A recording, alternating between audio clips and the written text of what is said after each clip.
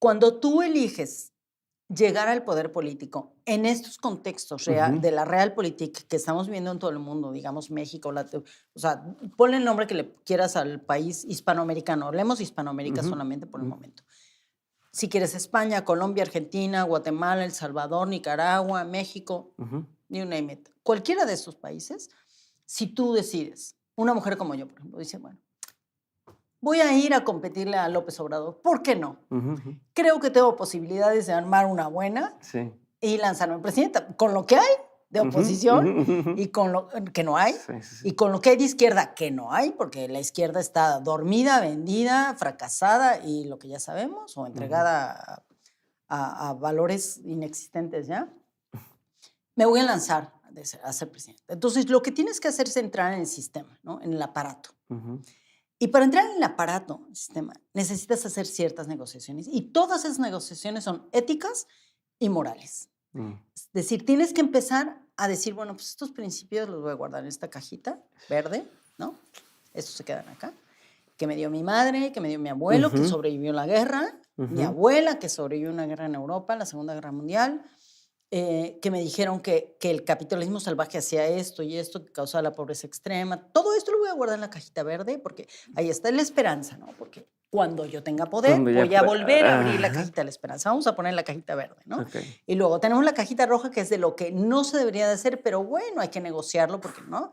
Entonces son estos pequeños, estos principios y valores que una vez, lo voy a hacer. solo una vez me voy a sentar con Salinas de Gortari, solo una vez me voy a sentar con porque bueno, porque hay que hacer esta mediación política para que estos no me manden matar, para que para las cosas que se hacen en la política. Si yo fuera, estoy hablando de mí, estamos, yo sé que si yo quisiera ser presidenta de México y me voy a lanzar a eso, yo tendría que sentarme con toda la gente que no te quiere sentar. Con Salinas de Gortari, por ejemplo, que por supuesto que sigue ahí metiendo la mano en todo, ¿no? Con Emilio Gamboa, todos estos hiperpoderosos mexicanos. Y yo sé que además se sentarían conmigo porque les da un morbo tremendo sentarse conmigo. Salinas de Gortari se ha sentado conmigo aquí, a conversar, que viven aquí todos, porque aquí sí los tratan bien. Pero bueno, yo tendría que sentarme con estos señores a decirles, miren, todo va a salir bien. El país va para arriba, la economía se va a sostener, que es lo que les interesa a ellos. Realmente la pobreza extrema no les interesa nada. Es la economía global, el Producto Interno Bruto va a mejorar. A los ricos se les van a cobrar un poco más de impuestos, pero tampoco va a ser este socialismo protocomunista que ya ni existe, porque ya todos están como vendidos o muertos. Y todo va a estar bien. Vamos a ir haciendo una negociación para vivir en un capitalismo neoliberal, controlado, pro-socialista, que busque la igualdad, ¿no? Ese sería el discurso. Perfecto para mí, por supuesto. Y entonces yo tendría que hacer esas negociaciones. Y en la cajita roja tendría estas conversaciones con todos estos mafiosos que construyeron la narcopolítica y el narcoestado en México y son los que han causado que este país esté como está. O sea, yo te respondería, bueno, ok, pero ok para mí. O sea, ok, te dejo que hagas eso, pero ¿qué me toca? No, lo que ellos dirían sería, mira, perfecto, no, te acompañamos, perfecto, hay que destruirlo, pues imagínate ahorita, hay que destruir a López Obrador, no estamos hablando hipotéticamente, claro, pero hay que destruir a quien fuera, él o cualquier otro. Vamos a, sí, te acompañamos, tú vas a ser la líder de la oposición, imagínate una feminista, mujer, con la apariencia que yo tengo, que ha sobrevivido a lo que yo he sobrevivido, perfecta, o sea, ¿sí? El estereotipo perfecto de lo que no existe, ¿no? Si fuera un personaje de vamos a hacer esto, ¿no? Claro, si sois un Mickey Mouse, digamos, ¿no? O sea, todo desde su ficción, esta sería la mujer perfecta. Entonces, ahí está. Esta mujer la queremos de candidata. Y a partir del momento en que tú haces esta negociación con tu cajita verde de la esperanza y la roja de lo que no debías haber hecho, pero decidiste hacer para poder entrar en la realpolitik, para que no te maten, como mataron a Colosio ellos mismos, entonces tú tienes estas dos cajitas y vas dejando un poco toda tu integridad, que se va regando por ahí, ¿no? Y el momento para mí clave es cuando tú decides cómo vas a rescatar o a fortalecer tu integridad, que se tiene que reflejar en la integridad del país y lo que tú quieres para el país, la democracia, la integridad de las mujeres, de las niñas, de los niños, de todas las personas que viven en pobreza extrema, en la desigualdad, el racismo, todo lo que ya sabemos. Pero el problema es que una vez que tu integridad se rompe, está fracturada de por vida. No tiene remedio. Porque tú estás pactando con el mal. Y entre el bien y el mal en la política no hay matices. En la realidad cotidiana siempre hay matices, ¿no? Y es muy importante hablar de los matices. Pero en la política real no hay ¿A matices. qué te refieres? O sea, un ejemplo de una cosa que no tendría un matiz. O sea, Que tú como- tienes que negociar con un gobernador corrupto, un gobernador asesino, un gobernador que se sienta a cenar con el Chapo Guzmán, con los hijos del Chapo Guzmán, con el Chapo ya no, pero, o con un presidente que todos los días negocia con los líderes del narco en México, ¿no? Y tú tienes que mirar para otro lado porque sabes que si no haces eso, vas a destruir al sistema. El sistema no acepta disruptores como yo, por ejemplo, ¿no? Entonces, por eso yo siempre digo, yo Entonces soy lo de blanco o antisistema por negro, eso. estás conmigo, estás en contra de mí y ya. O sea, nomás Claro, hay para una ellos elección y sí, listo. para ellos yo, una disruptora o un disruptor, como millones hay, hombres y mujeres, es funcional en la medida en la que pueden ir negociando hasta perder su integridad, porque entonces queda vacío de contenido, ¿no? Y entonces, aparentemente, eres un disruptor, como pasa con Podemos aquí en España, ¿no? Aquí tienes Pablo Iglesias, que siente el disruptor del siglo, es más prosistema que nada, o sea, está súper integrado en el sistema económico, tal. Le rascas un poquito en cómo vive y en cómo construir su vida y te das cuenta que es eso, es un prosistema que juega a ser disruptor y que sí hay una parte de él que efectivamente de más joven era disruptor. Pero su integridad se fue vaciando, ¿no? Imagínate que que un ser humano íntegro es una esfera Me lo que imagino está como un reloj de llena, arena. Me lo imagino como un reloj como de un arena reloj que de arena, arriba está y va bajando y y que te está quedas lleno, sin... pero lleno de cosas buenas, de ideales, de nociones de la igualdad, de todas las cosas como de toda la bondad humana y de toda la necesidad de la bondad humana, ¿no? Y luego exactamente, se va vaciando y llega un momento que se queda solamente la burbuja externa, pero se ha vaciado contenido. Y esa es la integridad para mí. La integridad tiene que ver con esto, ¿no? Con la ética, con la moral, no con la moral religiosa, sino con la moral de la integridad y de la congruencia. Y entonces eso necesitas hacer para entrar en la política. En el mundo entero, ¿eh? A cierto punto, digo, no quiero decir, pues también son víctimas, entonces, digo, por elección propia, lo que tú quieras, pero es como yo entré con esta ilusión o con esta cosa y me dejé, o sea, me perdí en el sistema, me chupó el sistema y de pronto ya soy alguien que... A ver, si son víctimas es porque son imbéciles. Porque no, o sea, A ver, porque no lo no, estoy defendiendo, pero me refiero no, como yo de lo que, como entiendo. cuando alguien, este loco que fue a matar a alguien, dice, sí, está muy mal, pero, híjole, tenía un tema como, ojalá y alguien lo hubiera ayudado en algún momento que lo necesitaba para que lo rescataran antes de llegar a este punto. No, a eso me refiero un poco como de, se fue perdiendo, se fue perdiendo y... Pero es que nadie se bye. pierde así, mira. Bueno, yo soy un poco radical para eso, pero yo sí creo que en este momento de la historia de la humanidad estamos al borde del colapso ético o de la reinvención de lo humano, ¿no?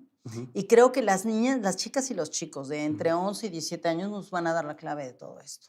Es decir, quienes están revelando, toda esta generación, la generación a la que yo he estado entrevistando últimamente, se está rebelando contra la forma en que funciona el aparato, el sistema, ¿no? El sistema político, económico y narrativo incluso, ¿no? La manera en que nos comunicamos. Y lo importante aquí es en qué momento de tu vida tú pierdes la noción de la realidad, ¿no? Entonces yo no creo que ninguna de estas personas en la política que digan, ay, no, pero yo me tuve que sacrificar y de repente... No. Tú sabías cuándo. Si eres suficientemente inteligente para ser un agente disruptor que querías hacer el cambio, tú sabes perfectamente. Podrías hacerme una lista ahorita de los momentos en que tú decidiste negociar no solamente tu integridad y tus valores, sino esa integridad y valores que te llevaron al poder para transformar el mundo. Y que cuando los entregaste, traicionaste a toda esa gente que creyó en ti y que ahora no sabe qué hacer con la impunidad, con la decepción, con la desesperación, con la angustia y la soledad de sentirse abandonado. O sea, volviendo a la metáfora del padre que nunca está, ¿sabes? Es un poco igual con la política, ¿sabes? El padre ausente, por eso los gobiernos patriarcales funcionan tan bien, ¿no? Paternalistas. El populismo paternalista funciona tan bien.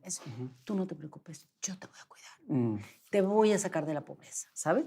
Porque creemos que todas y todos estamos deseando que venga el padre que nunca estuvo para que nos salve de algo para lo que no tenemos, a lo que no tenemos acceso al poder, ¿no? Es que me acordé de un episodio de Better Call Saul, es una estupidez, pero que dice que fue justo así como estaba una conversación, quien no quiero hacer mucho spoiler, no sé si has visto Better Call Sí, Saul, sí.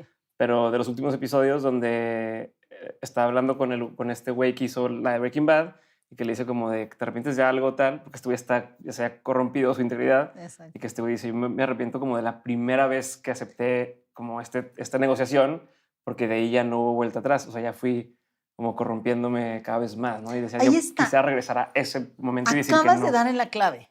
Es que esa es la clave. Mira, te voy a poner un ejemplo muy puntual de los que te gustan.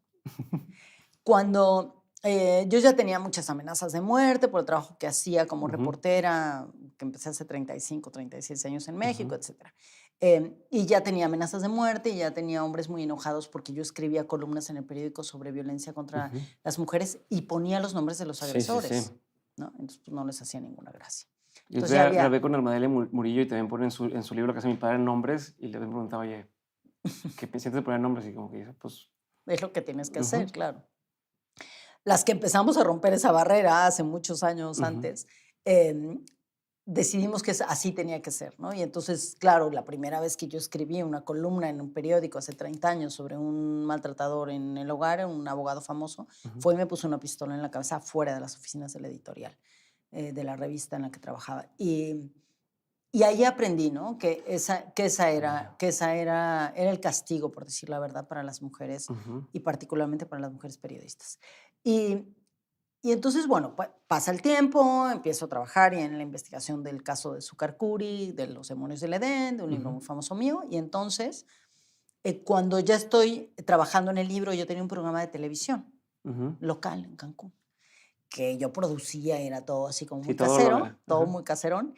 Y yo producí ese programa y justo cuando ya estaba ya en la parte más importante de la investigación de lo que se convirtió en Los demonios del Edén, yo llevé a mi programa de televisión a una abogada súper experta en ese entonces en violencia contra niños y niñas, violencia sexual, psicóloga, a un psicólogo experto en ese tema, etcétera, y a una ex jueza, y hicimos un programa increíble sobre ese tema.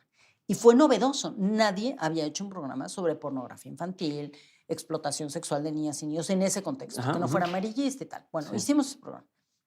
Y que dijera las cosas como son. Y que dijéramos las cosas tal como eran, ¿no? Y entonces, bueno, yo ahí hablé sobre el caso Zucar por primera vez en mi programa. Y un par de semanas después, yo estoy en mis oficinas y de repente la secretaria me dice, Lidia, hay aquí a un señor que quiere verte, no sé qué. Y era un hotelero de la Asociación de Hoteles de Cancún.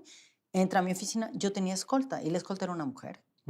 Y nadie la reconoció. O sea, la gente no se esperaba que esta chava toda guapa, toda acá, fuera escolta y trajera escondida un arma acá, ¿no? Y entonces, pues nada, la ve pasar y claro, los como machos... oculto a simple vista, ¿no? Piensa, pues es una secretaria, ¿no? El clásico, está guapa, secretaria, seguro.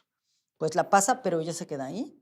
Él entra con una maleta de este tamaño. Sí. O sea, sí, de película. Las películas lo hacen porque se basan en la realidad. Y traía dinero de parte del que había sido el secretario de Gobernación, de Emilio Gamboa, para darme en efectivo miles de dólares, ofreciéndome $1 millón para el refugio de víctimas, de mujeres víctimas de violencia que yo manejaba, a cambio de que me quedara callada. Entonces, bueno, obviamente lo mandé a la mierda, le dije que no, que se Pero fuera ya con era un su momento de dinero. estos donde pudiste haber dicho, ese Ahí $1 está. millón puede apoyar a la fundación que tengo. Tú no sabes la cantidad de gente con la que yo hablé, activistas, defensores de derechos humanos, sobre todo mis amigos hombres, aunque también hubo mujeres, pero sobre todo hombres, decían, estás loca, güey, $1 millón. ¿Tú sabes a cuántas víctimas ayudarías? En esa época, hace 30 años. Bueno, 20 y tantos. ¿Sabes a cuántas víctimas ayudarías con ese dinero? ¿Sabes cómo el refugio, no sé cuánto, tarara? Y de repente yo me acuerdo que yo escuchaba a todo el mundo y decía, perdona. O sea, ese es el primer escalón para lanzarte al pozo de la corrupción absoluto. Y de ahí no sales.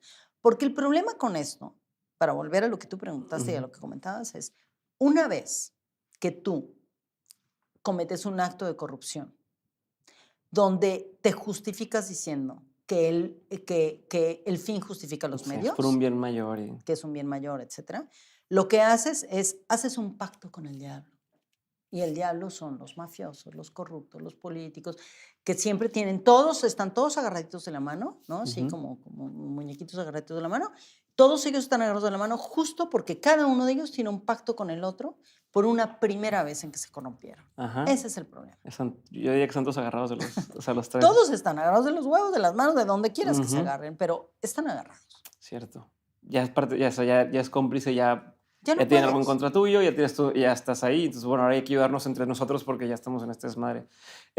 A ver, me voy a regresar a una cosa para cerrar uno de los temas de la presidencia, de cuando te lances Lanzarme de presidente de México. Nomás para terminar de esta parte, lo que decías, si yo entro como presidente, si fuera el caso, para cambiar las leyes o lo que sea, porque igual también es inocente de muchos pensar que una persona puede cambiar las leyes, ¿no? Pero para empezar, ahí hay una egomanía muy compleja, sí. Pero igual, si pierdes toda esta integridad que estamos hablando, como quiera podrías alcanzar a hacer un cambio. O sea, podrías decir, bueno, ya perdí todo lo que tenía, pero aquí tenía apuntado que yo quería cambiar esto y lo leo y me acuerdo y lo voy a hacer. O sientes que ya ni siquiera te quedaría, no sé si energía o recursos, lo que sea, para hacer lo que te llevó a ese lugar en primera instancia. Mira, te lo voy a responder con un hecho muy puntual, concreto y actual. Me encanta de López Obrador. López Obrador, yo lo conocí hace muchísimos años, tengo muchos amigos de izquierda, algunos ya no son mis amigos porque he renunciado a esa amistad, porque ahora están aliados con una mentira monumental con la que no estoy de acuerdo y les he escrito cartas de despedida que nunca me contestaron, pero es así. Y yo conocí a López Obrador y conviví muchas veces con él. Y hace muchos años... ¿Es cierto que dicen que es encantador? O sea, que platicar es buena onda. No. Es buena onda, encantador es otra historia. Encantador son otras personas, él no es encantador. Es un hombre bastante hosco, bastante, muy sencillito y tal, pero bueno, en fin. Entonces, en una comida puntual en la que a mí me invitaron cineastas e intelectuales, en la casa de Pérez Gay, del escritor que ya falleció hace muchos años, que era un gran aliado de López Obrador, nos sentó a intelectuales, periodistas. Y a mí me invitan y López Obrador pide que yo me siente a su izquierda, que me siente junto a él. Y yo estaba muy incómoda, yo soy reportera, yo no me siento con el poder a la mesa, ¿no? Pero estaba con todos mis amigos, estaba Luis Mandoki, un montón de escritoras y escritores. Y entonces me decían, no seas pesada, tú eres un extremista. Bueno, total, me siento junto a él y está él y su esposa. Y entonces me empieza a decir, es que cuando yo gané para la presidencia, esto fue hace muchos años, acaba de pasar el segundo fraude. Acaba de pasar el segundo fraude. Pero ya he pasado lo de... ¿Ya has publicado tu libro? Ya. Yo ya había sido torturada. Tú ya eras quien... Yo ya era famosa, ¿no? Digamos. Sí. O sea, ya eras un, ¿cómo se dice? Como un asset de mercadotecnia también para él. Claro. Ella está conmigo y entonces es un sello de validación. Okay. Y ya muchas feministas como Marta Lamas, todos se habían entregado a asistirlo para llegar al poder, etcétera, ¿no? Entendiendo Marta Lamas, que es brillante, Marta entendía perfectamente que ella estaba ayudando a alguien que no era feminista, que no era progresista y que quién sabe cómo iba a tratar el tema de los derechos de la mujer, pero que le prometió que iba a defender el aborto y los derechos de la mujer, y ahora estamos viendo la realidad. Esa es parte de las negociaciones falsas que se hacen en esta ilusión, ¿no? Una cosa es la ilusión utópica de la realidad y otra cosa es la realidad. Yo me coloco en el lugar de los realistas, no de los utópicos, ¿no? Que seguro te tachan muchas veces como pesimista. O sea, seguro mucha gente dice de que eres un pesimista cuando... Yo soy una optimista que no cree en la utopía, ¿sabes? Es muy distinto. Entonces, bueno, pues tenías esta división, ¿no? Mis amigas y amigos de la izquierda mexicana estaban ahí, las feministas, escritores, intelectuales.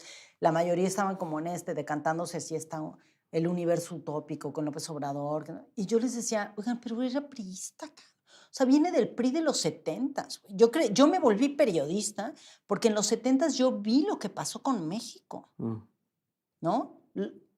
Echeverría, o sea, todo este populismo, ¿no? Cristiano que tenemos en México. Y me decían, no, Lidia, hasta mi exmarido, ¿cómo crees que es periodista?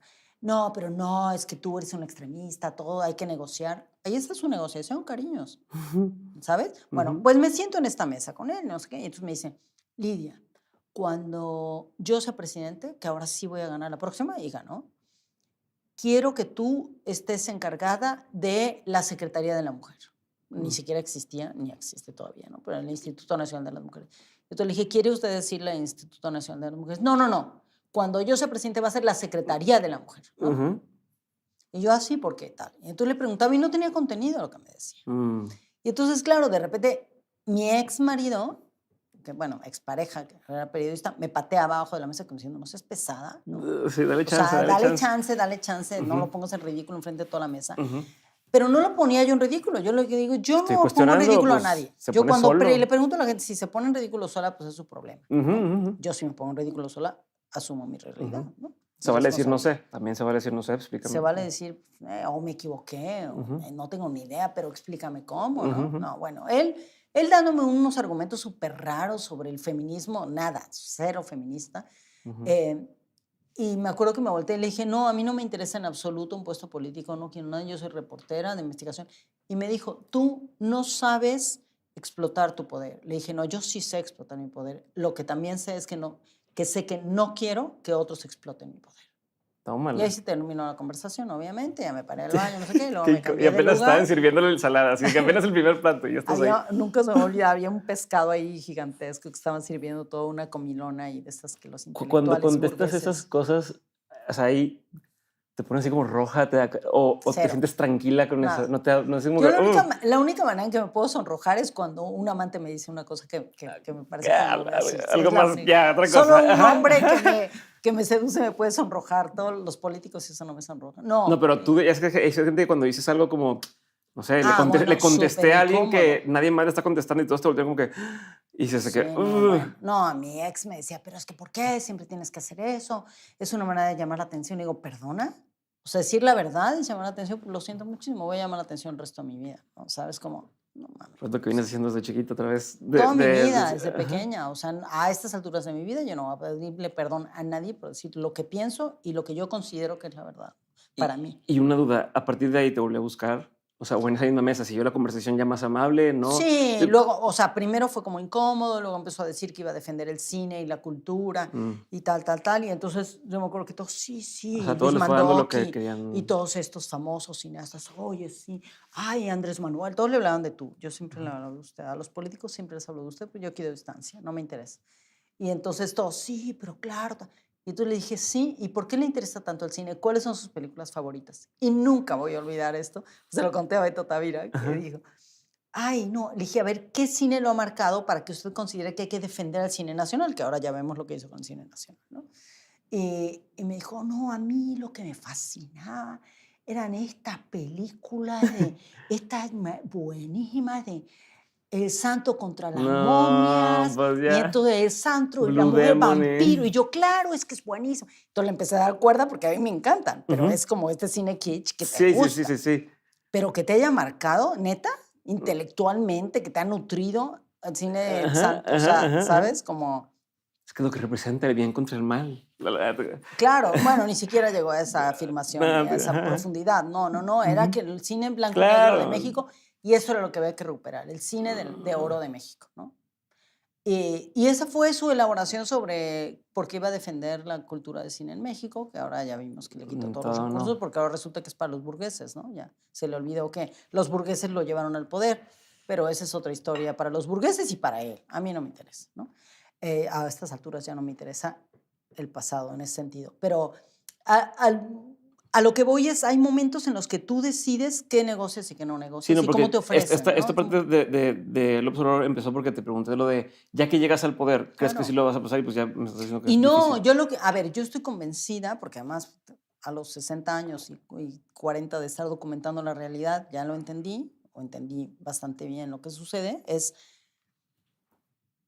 las y los políticos de izquierdas, progres, verdaderamente convencidas o convencidos de que van a entrar a hacer una transformación, para tener un logro tienen que hacer 10 negociaciones, y en esas 10 negociaciones se van a ir 10 cosas profundamente importantes.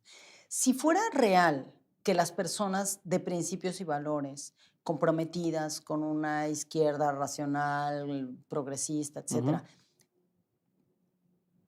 podían venderle su alma al diablo político para poder tener logros importantes, no existiría la pobreza extrema en ninguno de estos países donde hemos tenido políticos así. ¿Sabes? Sí, Esa es la primera negociación, es la económica. No nos podemos meter en la economía, es lo que les dicen a todos. Y entonces por eso la pobreza extrema sigue ahí en todos los... España tiene un problema gravísimo, pobreza extrema. México tiene un problema.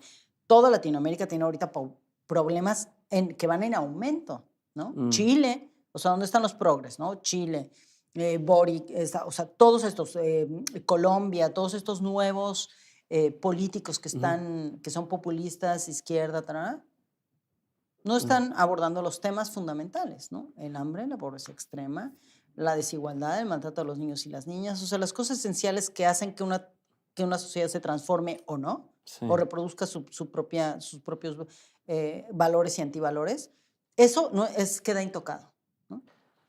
Ay, no me quería meter en esos temas, pero es que no puedo, no.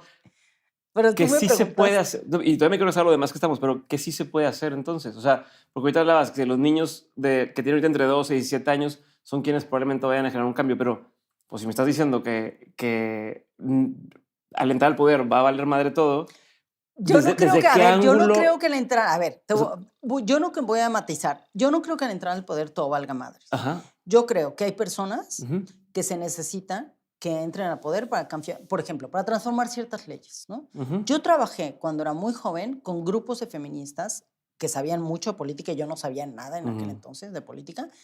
Y me puse a estudiar y me acuerdo que me metí ahí un diplomado y me puse a leer libros sobre ingeniería constitucional para poder entender cómo se construían leyes que tuvieran congruencia y consistencia y bla, bla, bla. ujú. Y entonces yo trabajé con un grupo grande de políticas que sí sabían, Marcela Lagarde y Malú Micher, en fin, para que aprobaran, para que ellas lograran llevar al Congreso de la Unión, al Senado y a la Cámara de Diputados, la ley contra la violencia de género, la ley contra Ya. la trata, etc. Nosotras, un grupo grandísimo, éramos como las soldadas razas de esos equipos, trabajamos muchísimo para que ellas, que sabían mucho más que nosotros y entendían cómo funcionaba el poder, entraran al Ya. poder y lo hicieran. Y estoy súper orgullosa de todo lo que ellas lograron y nosotras como, como los grupos masivos ayudamos también, colaboramos en eso. Pero nuestro trabajo después, para mí el más importante fue difundir eso. Ya. Educar a las mujeres y a las niñas y a los niños para entender cómo esos derechos ganados por estas mujeres que se insertaron en el poder, cómo los podías defender, proteger, Que entender existían también. y que existían, pero además cómo podías apropiarte de tus derechos. Ya. ¿Sabes? Sí, o sea, aquí está la herramienta, úsenla, ¿no? Y se Exactamente. usa así, porque si no, mientras ahí estás. Ahora te pongo ese ejemplo también. Por ejemplo, Marcela Lagarde, Malú Micher, todas estas feministas que entraron al poder, que no sabían de política, pero no habían estado en el poder político, en los partidos, entraron directamente, se la habían jugado y hicieron mucho trabajo previo, hicieron un cambio, una transformación importantísima en la historia de nuestro país, como muchas otras feministas en la historia de Latinoamérica, muchas. Ahora, lo que ellas hicieron fue entrar con una visión que yo aprendí eso a Marcela Lagarde, que decía, siempre ha dicho la maestra Lagarde, vamos a entrar al Senado de la República o a la Cámara de Diputados a trabajar solamente en estas leyes. En ninguna otra cosa nos vamos a meter, ¿sabes? Vamos a entrar a trabajar contra la trata de las mujeres y las niñas y los niños y contra la violencia de género para crear estas leyes. En todo lo demás, yo no sé, no vamos a cambiar la economía, no vamos a cambiar el tema de la industria petrolera, energética. Eso es una farsa.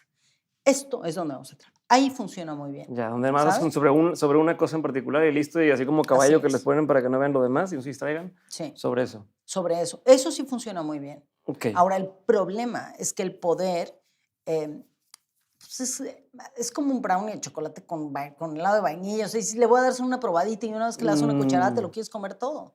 Es así el poder para la mayoría de la gente, ¿no? Entonces dice, bueno, ya estoy ahí. Y se dan cuenta que hay 70 personas, señores, señoras y señoros, que están ahí sentados en el Congreso de la Unión, 70 que pueden representar a 150 millones de personas y que deciden el futuro de 150 millones. ¿Tú sabes el poder que es un tipo? Sí, y cuando para el ego. Sí, claro, ¿no? Y además el peligro cuando no sabe, digo, lo ves ahora cuando ponen en Estados Unidos hacen mucho cuando les hacen preguntas a los empresarios, onda Facebook, onda TikTok, y les hacen preguntas de que ni siquiera entienden el concepto del que están hablando, ¿no? De que, ay, y el internet, no sé qué, y dices, güey, si esa persona está representando y ni siquiera entiende cómo va a juzgar al otro que está haciendo cosas que a lo mejor no debe, pero que, vaya, les falta por completo el contexto y la educación para poder resolverlo y tienes ahí estorbando. Pero, a ver, todavía me falta que me digas su segundo maestro de vida y me voy a regresar. Y todavía tengo una pregunta desde el inicio, pero ahorita que hablabas del tema de que cuando entras a un sistema y vas aprendiendo esta integridad poco a poco y demás, tú hiciste más o menos o algo similar Ujú. cuando entraste al tema de las redes de prostitución y entraste como dentro del sistema. Ujú. ¿Cómo evitas perder o sea, esto mismo que estás hablando, ¿no? De que yo entré por un objetivo y quiero lograr esto, Ujú. y ahí desde un lado más violento, no es nada más de voy perdiendo integridad por lo que vaya teniendo que pactar internamente y tal, sino también desde el punto de vista de, pues me lo están tratando de quitar a la fuerza. ¿Cómo evitas perderte? O qué hace que puedas llegar al final de la carrera. ¿Se me explicó? Al final de esa y por decir, putz, salí, ¿no? Y no desistir en el proceso por múltiples razones, ¿no? Desde anímicamente o emocionalmente o decir, pues ya no encuentro cómo salirme de esto. A ver, estás hablando del periodismo de inmersión, o sea, cuando hice Esclavas del Poder y que me Ujú, disfracé, aprendí a ujú, bailar tubo y me disfracé para ujú, infiltrarme en los prostíbulos de diferentes países, en ujú, Dominicana, en Colombia, en México, etcétera. ujú, Mira, se murió un periodista que fue uno de los grandes transformadores del periodismo en México, ujú, se llamaba don Julio Scherer, que fue el fundador de Proceso, ujú, que él trabajaba en el Excelsior y es un periódico que destruyó el presidente Echeverría para acabar con los valores democráticos del periodismo. Y entonces Julio Scherer creó Proceso y bueno, para mí fue, y para muchas periodistas fue un ejemplo de lo que debíamos hacer con periodismo cuando yo era muy jovencita. Y Julio Scherer decía, después de haber hecho una entrevista que causó mucha polémica hace unos años antes de que él se muriera, con un líder del narco, ¿no? Y lo estaba buscando, todo el mundo lo buscaba, Washington lo buscaba, México lo buscaba, ujú, y él se tomó una foto con él y le hace un largo reportaje. Y entonces se creó una polémica dentro del mundo periodístico, ujú, y yo estaba con don Julio, que yo tuve una relación interesante con él, digamos, muchas discusiones muy respetuosas entre los dos. ujú. Él me hablaba de usted y yo, él también. Y, y me acuerdo que él respondió en una entrevista que Me llama mucho la si el atención, porque te diablo, interrumpa, pero me llama mucho la atención cómo sutilmente, o sea, ahorita dices lo de usted, hace rato de yo digo usted porque no me, o sea, mantengo mi pones distancia y distancia, ahora nada sí, más de sí, pasaditas, él me habla de usted, yo le habla de usted. O sea, claro. eres súper elegante para poner algunas cosas, pero Bueno, don bueno. Julio Ujú, Scherer siempre decía, doña Lidia, y yo le decía, don Julio, ¿no? Vamos a hablarnos así, todo bien, no pasa nada, no ujú, quieres tener ningún vínculo cercano, yo tampoco necesito, ujú, pero podemos tener un diálogo súper ujú, interesante en ese sentido. Y, y se armó una polémica grande y él había escrito un libro y quería que yo lo publicara y entonces me buscó, que yo lo presentara, perdón, ujú, y me llamó para decirme que quería que yo lo presentara porque yo era la única que se iba a atrever a hacerle preguntas incómodas, mm. porque él ya era como una institución, ¿no? Sí, claro. Periodística. Y la gente se ponía nerviosa con él o le besaba las patas, ¿no? Ni yo, ninguna de las dos. Y entonces me acuerdo que le dije, a ver, don Julio, es que no entiendo esto que hizo con esta entrevista, porque es como pactar con el diablo.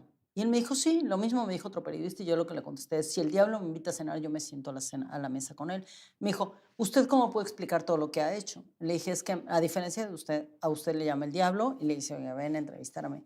Y yo lo que hago es averiguar dónde vive el diablo, investigar, pasar por ahí inadvertida, estarlo espiando, y luego yo entro, busco donde hay una ventana, detrás de su casa, me meto, me infiltro, documento todo lo que hace el diablo no se entera hasta que ya me salí corriendo y Ajá, documento su realidad, ¿sabes? ok. Y verifico lo que documenté. Le dije, la diferencia es que yo no quiero pactar con ellos. Ujú, Yo no voy a hacer un acuerdo, porque tú cuando tú te sientes a entrevistar a un mafioso y el mafioso te llama, como fue el caso de don Julio, que luego lo admitió poco ujú. antes de morir, dijo, ahí había algo, ¿no? De su ego, que yo quiero entrevistar a este Sí, yo quiero narco, ser el que que. nadie lo encuentra, ¿no? Como Ujú, sucede aquí con un tipo que le llaman el Joya, así que, en fin, con unos violadores famosos que dicen, yo voy a ir a verlo aunque la autoridad no lo encuentre, ¿no? ujú. Entonces, cuando un malo, un criminal te llama para que tú le entrevistes, tú sabes que hay un pacto previo, ¿no? El Chapo, llámale el Chapo Guzmán o quien tú quieras. Ujú.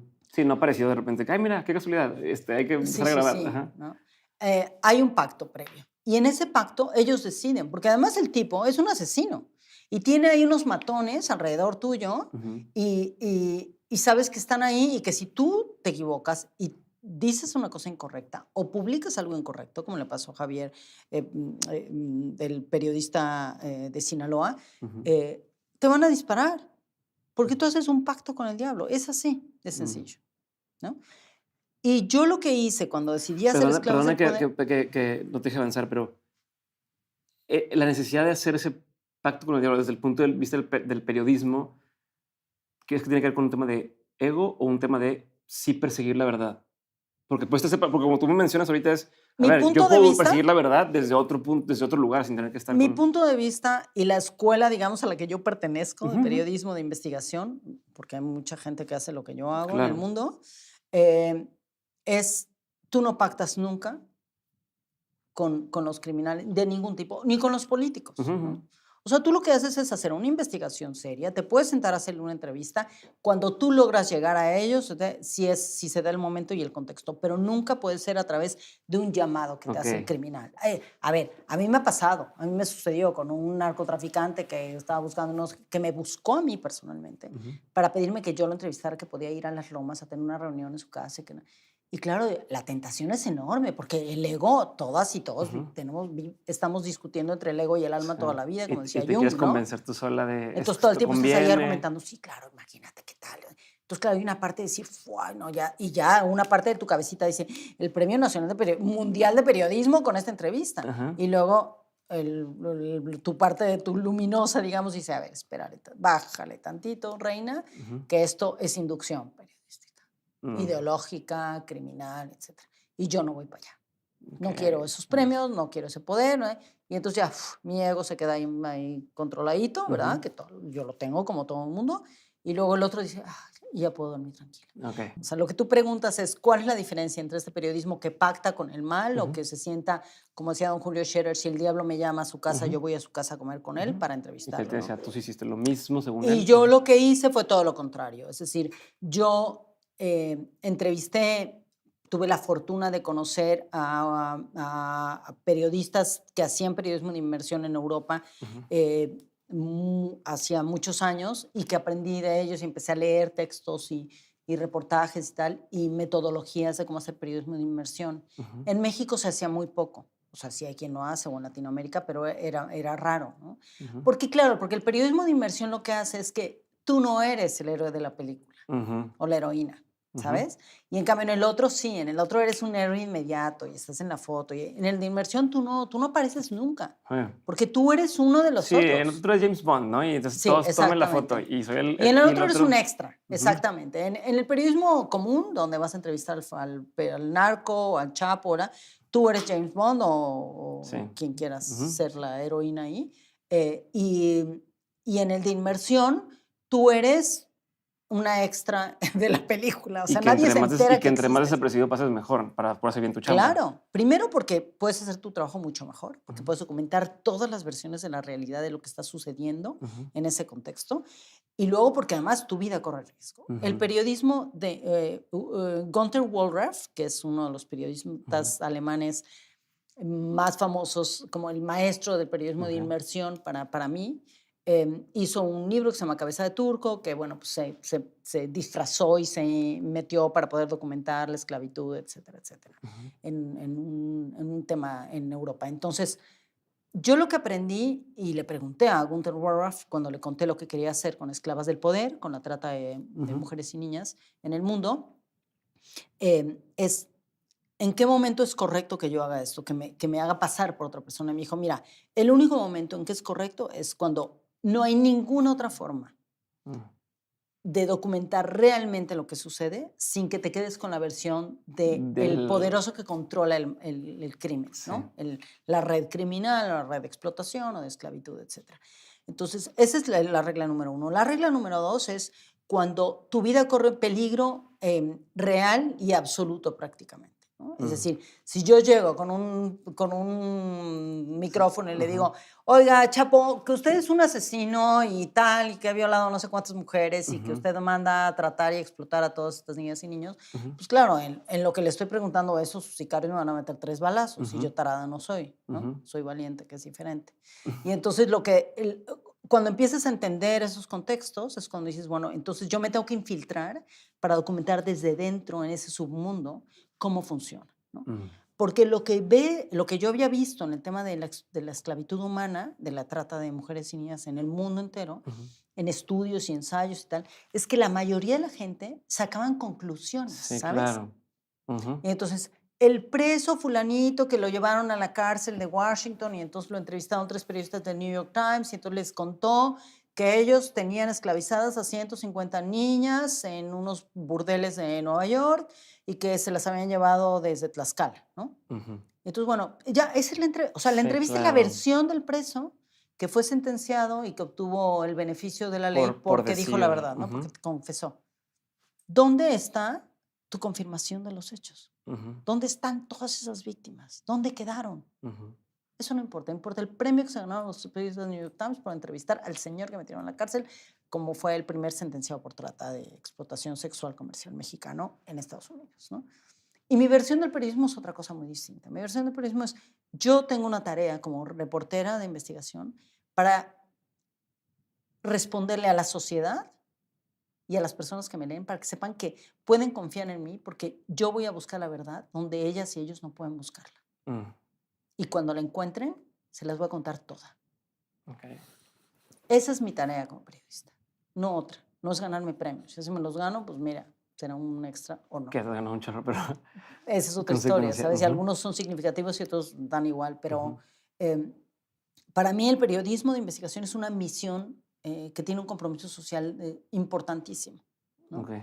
Y en la medida en que tú profundizas en ese tipo de trabajo, tienes mucho prestigio, mucha fama y menos dinero, poco dinero, ¿no? Si tú empiezas a comprometerte con el otro tipo de periodismo de mayor fama, pues entonces tienes más dinero, ¿no? Yo elegí este camino. ¿Es complejo? Sí. Bueno, pero bueno. Entonces, lo que hice fue capacitarme. Busqué a un amigo que trabajaba en cine y le dije, maestro, necesito que me enseñes a maquillarme como prostituta, que me la crean y que me enseñes cómo hacerle los diferentes looks, ¿no? Y entonces, claro, yo cuando empecé a hacer eso tenía 40 y tantos años.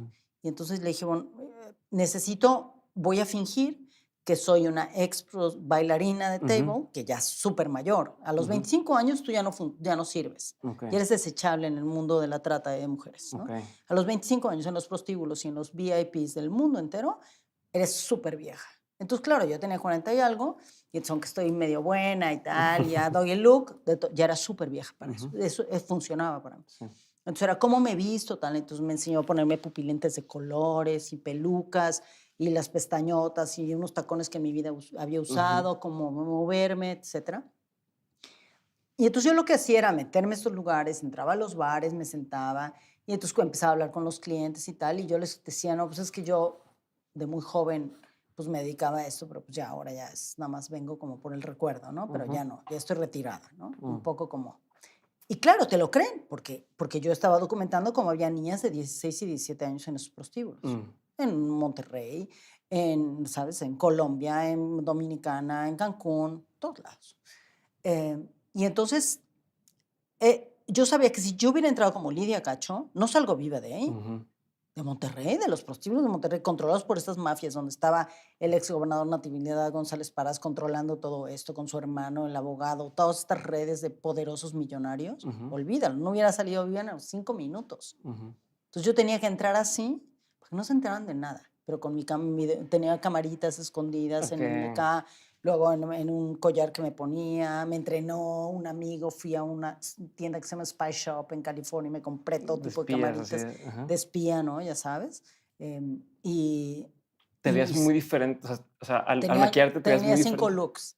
O sea, como para que no te conociera nadie. Porque luego lo que pasó en un prostíbulo de Cancún donde tú tenías un programa de televisión allá, bueno, no sé si te podían ubicar. Sí, claro, no, me reconocían. Si yo entraba como yo, olvídalo. Entonces, sí, en uno de estos prostíbulos VIPs tenían una foto mía en la entrada y llegué con unos amigos míos, yo disfrazada, y le dije a mi amigo, que era un hombre súper guapo acá, le dije, tú di que somos pareja y que venimos a buscar a una chava porque queremos tener un threesome acá. Y entonces cuando preguntan qué haces con esta mujer, porque yo ahí no iba vestida tan de trabajadora de la noche, sino iba como, no, o sea, medio vulgarcita acá, ¿no? Sexy longa, pero mamacita, pero con peluca y todo el rollo. Y entonces, cuando llegamos ahí, de repente se pone el pobre sudando, y me dice, mira ahí. Y mientras el otro pagaba, porque pagas una entrada especial en esos VIPs, y de repente estaba mi foto. Pero tu foto... Donde está el cadenero, Ajá. Mi foto la Pero tenían ahí. tu foto de Lidia Cacho. Sí, o tu de foto Lidia como, Cacho, la periodista. y de no la ejemplo, así como cuando ponen Claro. en los bancos que te ponen así de si ven a esas personas, avisen. Deténganlas, exactamente. Así estaba mi. Y entonces le hacen. Pasaste. Y el otro pobre así y yo. Y volteo y le digo, ¿me parezco? Y me dice, no. Y yo, bueno, perfecto. Ay, Yo, híjole, claro, yo me he ido ya, y corriendo. así. Bueno, luego, por ejemplo, cuando quería documentar cuántas niñas y niños, eso ya es una historia mucho más ruda, menores de 12, 13 años, estaban en los prostíbulos de la Merced, que controlaba el cártel de los Beltrán Leiva en ese momento en la Ciudad de México. Yo empecé a ir por allá con un amigo que era chofer de taxi y tal, y las veces que intentamos, que yo sacaba el celular, veía que estaban todos los sicarios. Ahí me decía Lidia, te van a matar, nos van a disparar, y entonces no lo pude hacer. Entonces lo que hice fue ver que las monjas de un convento cercano iban todos los días y entraban a estos prostíbulos y a los hoteles de paso a llevarles medicamentos para las enfermedades de transmisión sexual, condones, iban a rezar con las mujeres en condición de prostitución, etcétera, y convencí a las monjas de que me enseñaran. Yo en mi vida había rezado, entonces que me enseñaran a hacer con un rosario, a llevarlo, cómo se mueven, todo, ¿no? Y me mandé a hacer un hábito y con todo lo que hay que hacerse y verlas durante semanas para ver cómo actuaban, cómo bajar la voz, bajar la mirada, ¿no? Muy humilde, muy yo. Y para entrar, y me metí ahí y pude documentar más de 160 niñas y niños explotados, etc. ¿Todas esas cosas las hacías con miedo? No, Sin miedo. no, con No te cero da miedo miedo, no. nada.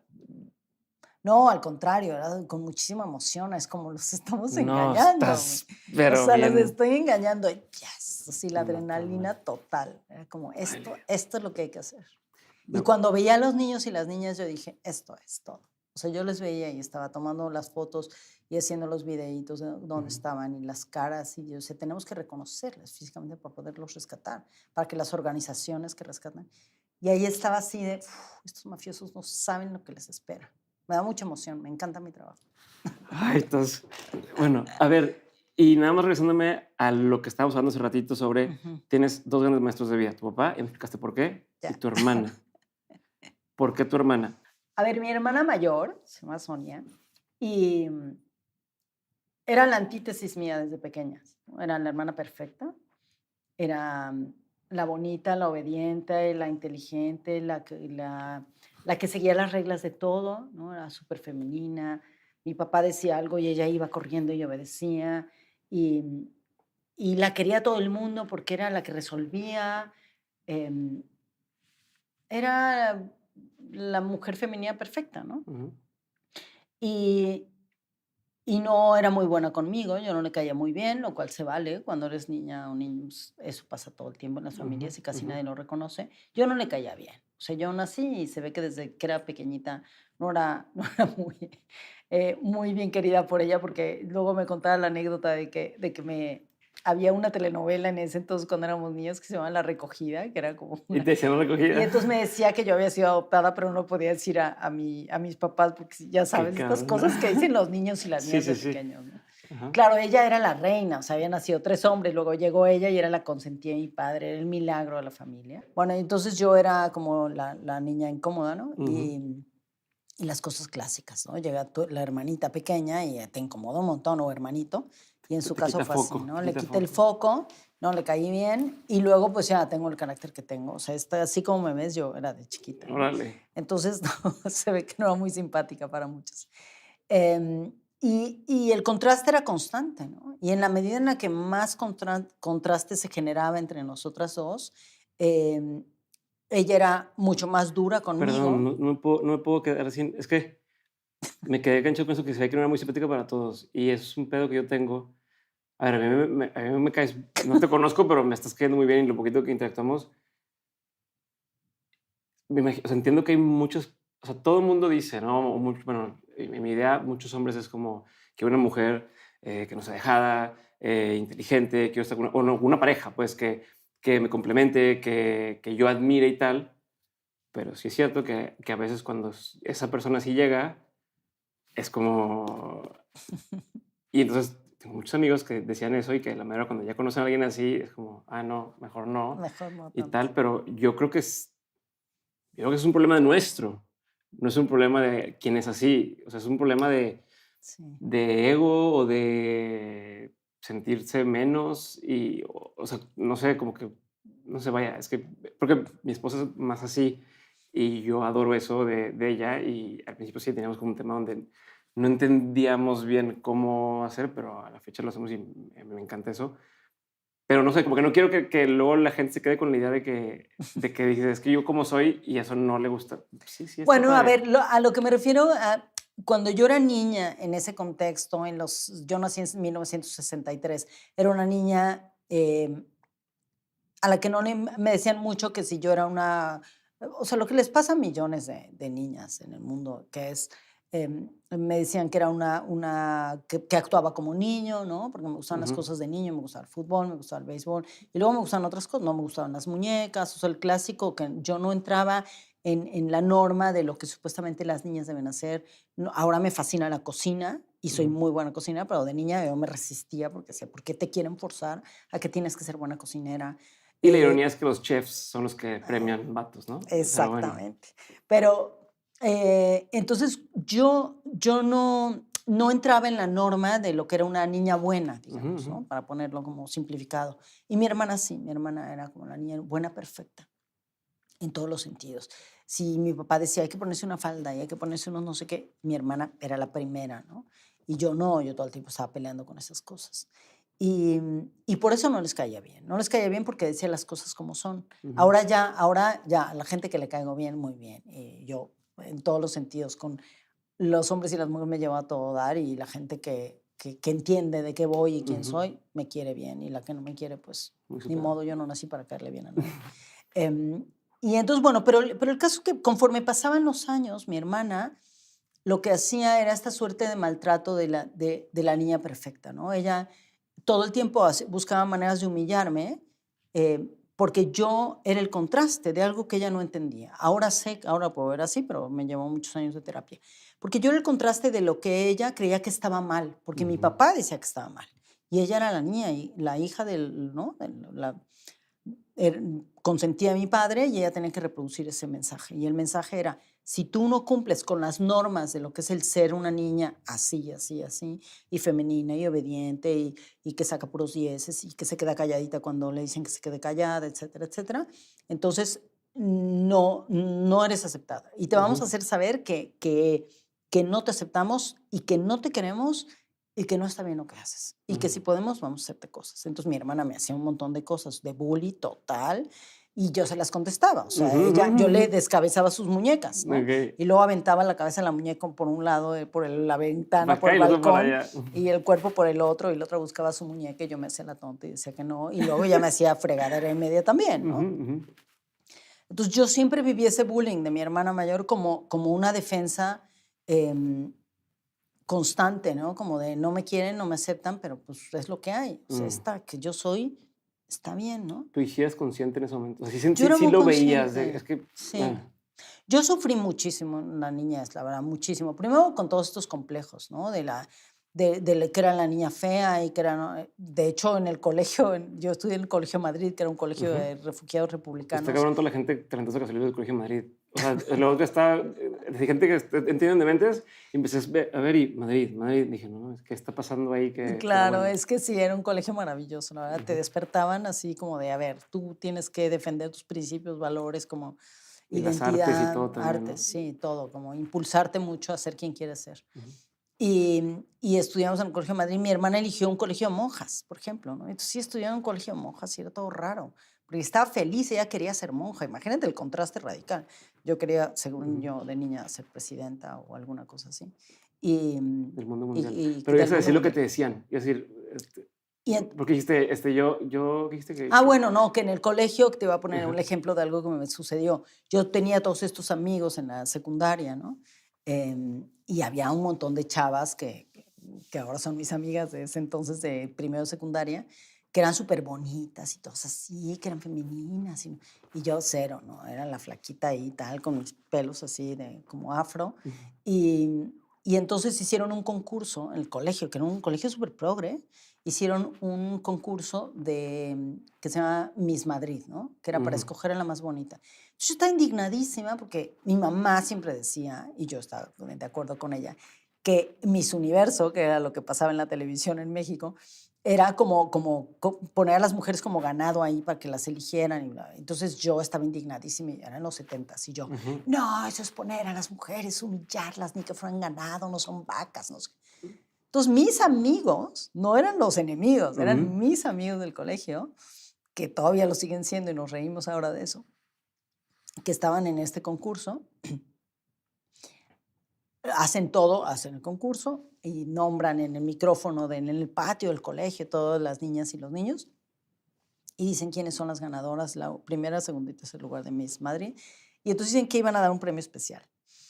Y el premio especial era Miss Feto, o sea, la más fea del colegio. Y era yo. No seas mamón. Y eran dos de los que hicieron eso. Imagínate. Ahorita a lo mejor da un poquito de risa por encimita, pero no, bueno, ahora ya me puedo reír porque tenía 13 años. ¿Qué pasó? ¿Qué sentiste? Ahora que todos mis amigos estos me ven y me dicen, Lidia, me encantabas. Digo, no, Carmana, tú votaste para que yo era Miss Feto, güey. O sea, ya. ¿Cómo permitieron que aparte existiera eso? Fue un golpe brutal. O sea, cuando las niñas, o sea, hijas o sobrinas de amigas, amigos que viven bullying me cuentan cosas, entiendo perfecto. O sea, es como una crueldad como el señor de las moscas. No sé, siento como que están todos así. Ah, qué horrible. Es como una puñalada emocional brutal. Yo me acuerdo que me fui caminando a la casa, vivíamos. Y tus amigos, o sea, los que en teoría son los que sí como que esa es la parte más jodida. Cabrón. O sea, si hubieran sido como los bullies normales de la escuela, dices, bueno, pues clásico. Pero mis amigos, cuando estás en primero y secundaria, que estás empezando como toda la transformación hormonal, física, tal, todas mis amigas ya tenían tetas, ya estaban así como todo. Ella era una esqueletita ahí, como, ¿no? Con mis pelos y tal. Pero a mí eso no me importaba. Físicamente yo me caía bien. No me gustaba, no decía, ay, pero me daba igual, ¿no? No me sentía complejada. Y eso fue lo que me generó mi primer complejo. Yo nunca me había sentido complejada de cómo me veía, de mi apariencia, hasta ese momento. Y yo me acuerdo que llegué a la casa llorando y no pude parar de llorar todo el día. Mamá no sabía cómo consolarme, ella era psicóloga. Todo el mundo de jajaja, todos voltearon. Todo el mundo aplaudió, se rió. Mis amigas me decían, ay, es una broma, es una broma. O sea, solo una chava que ni siquiera era tan mi amiga, cuando sucedió todo, estaba ofendísima, fue y me abrazó y lloró conmigo. Pero todos los demás era como risa, niños y niñas. Y siempre he pensado, ¿cómo haces para educar a esa niña? A esa niña que se animó a que, aunque todos están riendo, yo no voy a seguirle el cuento. Claro. Y que tengas la seguridad que no pasa nada, está cabrón. Pero bueno. Y bueno, ya, yo 3 días no quise ir a la escuela. Mi mamá me aceptó por primera vez en la vida y única que no fuera a la escuela, que no volviera al colegio, porque estaba devastada emocionalmente. Me sentía que no pertenecía, que no quería estar. Pero sobre todo mi mamá me ayudó a entender que lo que más miedo me daba es que tenía inseguridad de que algo me fueran a hacer, que me fueran a hacer daño porque era como una especie de venganza por mis ideas. Eso fue la primera vez en mi vida que yo entendí que haber planteado mis ideas abiertamente sobre algo que tenía que ver con nuestros derechos podía significar un castigo de la gente que te ama, no de la que te odia. Desde el punto de vista de todos ellos, estás queriendo cambiarnos Claro. O sea, no estás violentando nuestras diversiones, nuestras cosas, pues ahí te va. Onda Carrie así de enfrente de todo el mundo, ¿no? De tómala. Exactamente, sí. Ahora mis amigos, muchos años después, a uno de ellos. Te lo han confesado. Sí, Pancho Alcalde, que yo le dije, cabrones, o sea, ¿cómo se atrevieron? ¿Qué daño me hicieron? Es que te juro que no, o sea, no lo vimos así, pero me dice, pero claro, nos caías fatal, o sea, te queríamos un montón, pero, o sea, cuestionabas nuestra forma de ser y como todo el discurso que teníamos entre los niños y las niñas para convivir, nos lo estabas tratando de romper. Nos estás complicando Nos estabas complicando la existencia a todos. Era como una cosa, como un ataque colectivo, casi teníamos que sacarte de ese ataque, ¿no? Claro, ahora lo pueden reflexionar. ¿Te diste cuenta tú de chavita que tenías poder sobre los hombres en ese sentido? O sea, sin ser de estas crisis que son así como las bonitas, no sé qué. Tú controlaste mucho de la bola de los niños o de que, ¿qué onda? Que es así, que tú podías influir en ellos en no seas así con ella o no seas tal. Porque las mujeres tienen mucho poder. No sabía, no sabía que tenía poder. Lo que sí, lo descubrí a través de la sexualidad, porque muchas de mis amigas en secundaria como era una escuela súper progre y tal, tenían sexo, que no era tan usual en esa época con chavas de 15 años. Pero muchas de mis amigas de 15 años ya empezaron a tener sexo, o por lo menos no necesariamente coito, pero sí tenían ahí como sus encuentros sexuales con los niños. Y mi mamá a mí nos hablaba de sexualidad abiertamente, de todo, absolutamente todo, masturbación, desde que yo era súper chiquita, así que yo no había tabú en mí sobre la sexualidad. Entonces, mi madre siempre me decía, tu cuerpo es tuyo y tú decides con quién y cuándo. Y yo siempre me imaginaba que la primera vez que yo tuviera sexo tenía que ser con un hombre que me encantara, o sea, sí, tenía así como una... Y sí, sucedió tal como me lo imaginé, ¿no? Porque yo elegí. Estabas en Y control de funcionó la muy bien, situación. claro, y funcionó súper bien y fue un tipo increíble y dejó una buena marca, un buen rasero para los que le siguieron. Pero bueno, mis amigas tenían un sexo horroroso ahí, experimental con los niños, y los niños seguro también la pasaban fatal, pero es lo que había que hacer, ¿no? Y todo lo que yo hacía es que me llevaba mi mamá tenía una enciclopedia del sexo del doctor Kinsey y me la llevaba a la escuela y tenía ilustraciones, porque era para médicos, o sea, y entonces yo así, y entonces nos robábamos la clase, nos la volábamos y nos íbamos a la zona de deportes y nos escondíamos en una esquinita con puros niños y yo, mire, a ver, tienen que entender, existe una cosa que se llama clítoris. Y entonces yo enseñándoles y diciéndoles, ya, todo lo que mi mamá decía en sus cursos, yo acá, como si supiera algo. Todos mis amigos creían que yo tenía sexo, pero bueno, en mi vida había tenido sexo, o sea, excepto la masturbación, fuera de eso, ni idea, ¿no? Pero entonces, y yo era súper pragmática, así imitaba a mi mamá, ¿no? Y entonces decía, no, a ver, es que la erección no significa deseo, a ver, porque a veces es solo automática, pero entonces si tú no sientes y no sé qué. Y muchos de ellos todavía se acuerdan.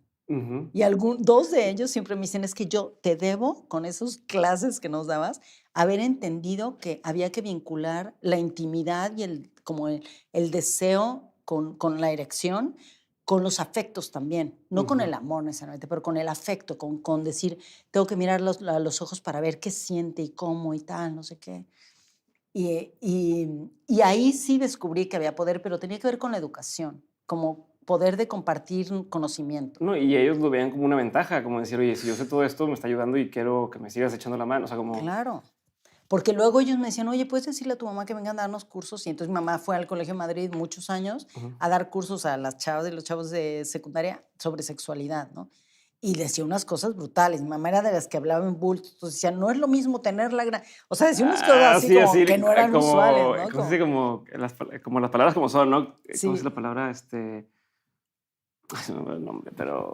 Hablaba en bulto mi mamá y entonces hacía o sea, y de repente se le iba y estaba platicando tan emocionada que decía unas cosas coloquial, la muy palabra como coloquiales. coloquialmente, sí. Y claro, pues la adoraban mis amigos, ¿no? Ya luego ya me daba un poco de vergüenza cuando se pasaba un poco diciendo cosas, pero Que se ahí ventaneaba, descubrí. ¿no? Así de que, ay, cuando nosotros no sé qué, digo, ay, mamá, no digas nada.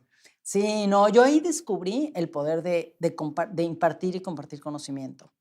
¿Y con las mujeres pasa lo mismo? Sí, claro, con mis amigas, bueno, era como, vénganse y tal, y con las amigas de mis amigas, que ni siquiera les caía muy bien. La terapeuta ahí del todo el colegio. Sí, no, yo creía que iba a estudiar psicología a esa edad, había un momento que iba a ser con mi mamá, y luego ya mi mamá me empezó a caer muy mal, como suele suceder en la adolescencia, y pensé que nunca iba a hacer nada como ella, y que iba a hacer otra cosa, y bueno, terminé haciendo cosas parecidas, pero... Y entonces, regresando tu hermana, que fue tu maestra. Pero mi hermana fue mi maestra en ese sentido. Mi hermana fue mi maestra porque a pesar de todo lo que sucedió con ella, había una parte de ella que yo admiraba un montón, porque era una mujer muy inteligente. Todo lo que quería hacer se lo proponía y lo hacía, ¿saben? Tenía muchísimo pegue, o sea, ella decía, me gusta, y se lo ligaba. Y entonces a mí eso me impresionaba muchísimo, porque yo nunca he vivido la seducción así, nunca. O sea, yo solo una vez, a una de adulta, he dicho, me gusta, y así sucedió. Pero generalmente ha sido como una cosa dialogante, ¿no? Mi hermana no, mi hermana lo veía y decía, así lo hizo con su marido, ¿no? Así o sea, tú te vas a casar conmigo, casi, casi, ¿no? Y a mí eso me parecía asombroso, ¿no? Yo decía, qué seguridad en sí misma tiene, qué bárbara. Y en todo, en su cuerpo, todo, a mí me parecía admirable. Pero luego fue mi maestra emocional con el bullying que me hizo, porque a pesar del bullying que me hacía y de las humillaciones constantes de decirme, no, pues que eres una tonta, que tú no sabes, que tal, me juzgaba todo el tiempo sobre mis elecciones. Yo tenía, mi primer novio era un músico, ¿no?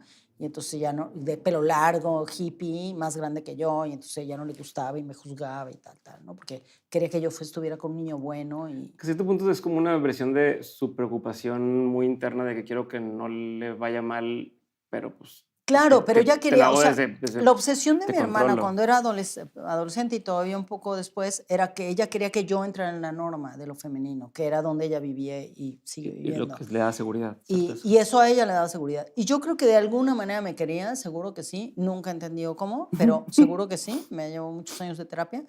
Pero como en miles de familias, con hombres, hermanos hombres y con mujeres, creo que funciona esa dinámica del bullying igual, que admiras y quieres y por otro lado te maltratan tanto que dices, ¿qué onda? Pero de ese maltrato yo Sí, como aprendí el cosas, síndrome de ¿no? Estocolmo, así, Sí, un pero poco, familiar. claro. Yo con ella tenía síndrome de Estocolmo porque quería estar pegada a ella en muchas cosas. Había amigas suyas que me encantaba cómo eran, ¿no? Más grandes y tal, y que tenían historias que contar, pero siempre era como, no, tú para allá, ¿no? Y te sales y me hacían cosas muy feas, la verdad.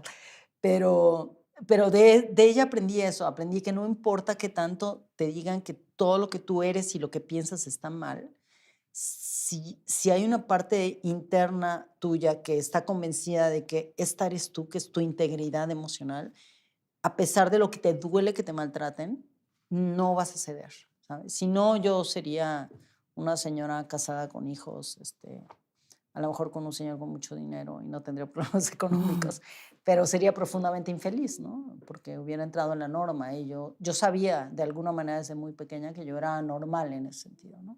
¿La norma está mal? ¿O hay gente para que No, yo creo que la norma no está mal. Yo creo que lo que sucede con la norma es que te mete en una especie de cárcel, ¿no? Ideológica, dogmática, con una narrativa que le da mucha seguridad a millones de personas. Hay personas que no podrían vivir fuera de la norma por eso, porque quieren vivir en la seguridad, tienen miedo de romper esto, ¿no? Tienen miedo de su propia locura. Rosa Montero lo dice muy claro, ¿no? Sobre todo en su más reciente libro, como la exploración de la locura de la niñez, ¿no? Y es cuando tú entiendes que puedes salirte de la norma y puedes ser persona y, e incluso puedes hacer cosas creativas, intelectuales, diferentes, que pueden romper las dinámicas sociales conocidas en las que tú vas a ir encontrando a tu tribu, ¿no? De personas que están igual de locas que Sí, otros tú, locos ¿no? que comparten. Que sí, que son tan dementes y Por tan, eso le tan gusta decir. rotos y igual que tú, ¿no? Que están tan rotos o tan fracturados como tú o fracturadas y que ahí las personas que estamos más fracturadas, todas, somos las que más luz tenemos, ¿no? Una persona que está tan entera, que es impenetrable, a ella no le entra la luz por ningún lado, ¿no? A ver, ahorita, o sea, ahorita terminaste este ejemplo de sería alguien, hubiera acabado casada, con hijos y tal, y lo dijiste más o menos como desde el punto de no está tan padre, ¿no? Para mí no es una Porque te decir, elección. tú veías, aunque tus papás y tus abuelos, o Sí, sea, empezaste diciéndome sí, cómo eran muy distintos, pero a la vez, pues también estaban casados sí. con hijos y tal. ¿Cómo es diferente ese esquema? O sea, ¿cuándo sí está bien o cuándo sí está Mira, padre? yo no, es Desde tu ahí, punto de vista, al final del día es lo que estoy diciendo, sí. como, No, yo no qué creo que está rescatas bien. de? A ver, yo no creo que esté bien o esté mal entrar en la norma, en cierta norma, ¿no?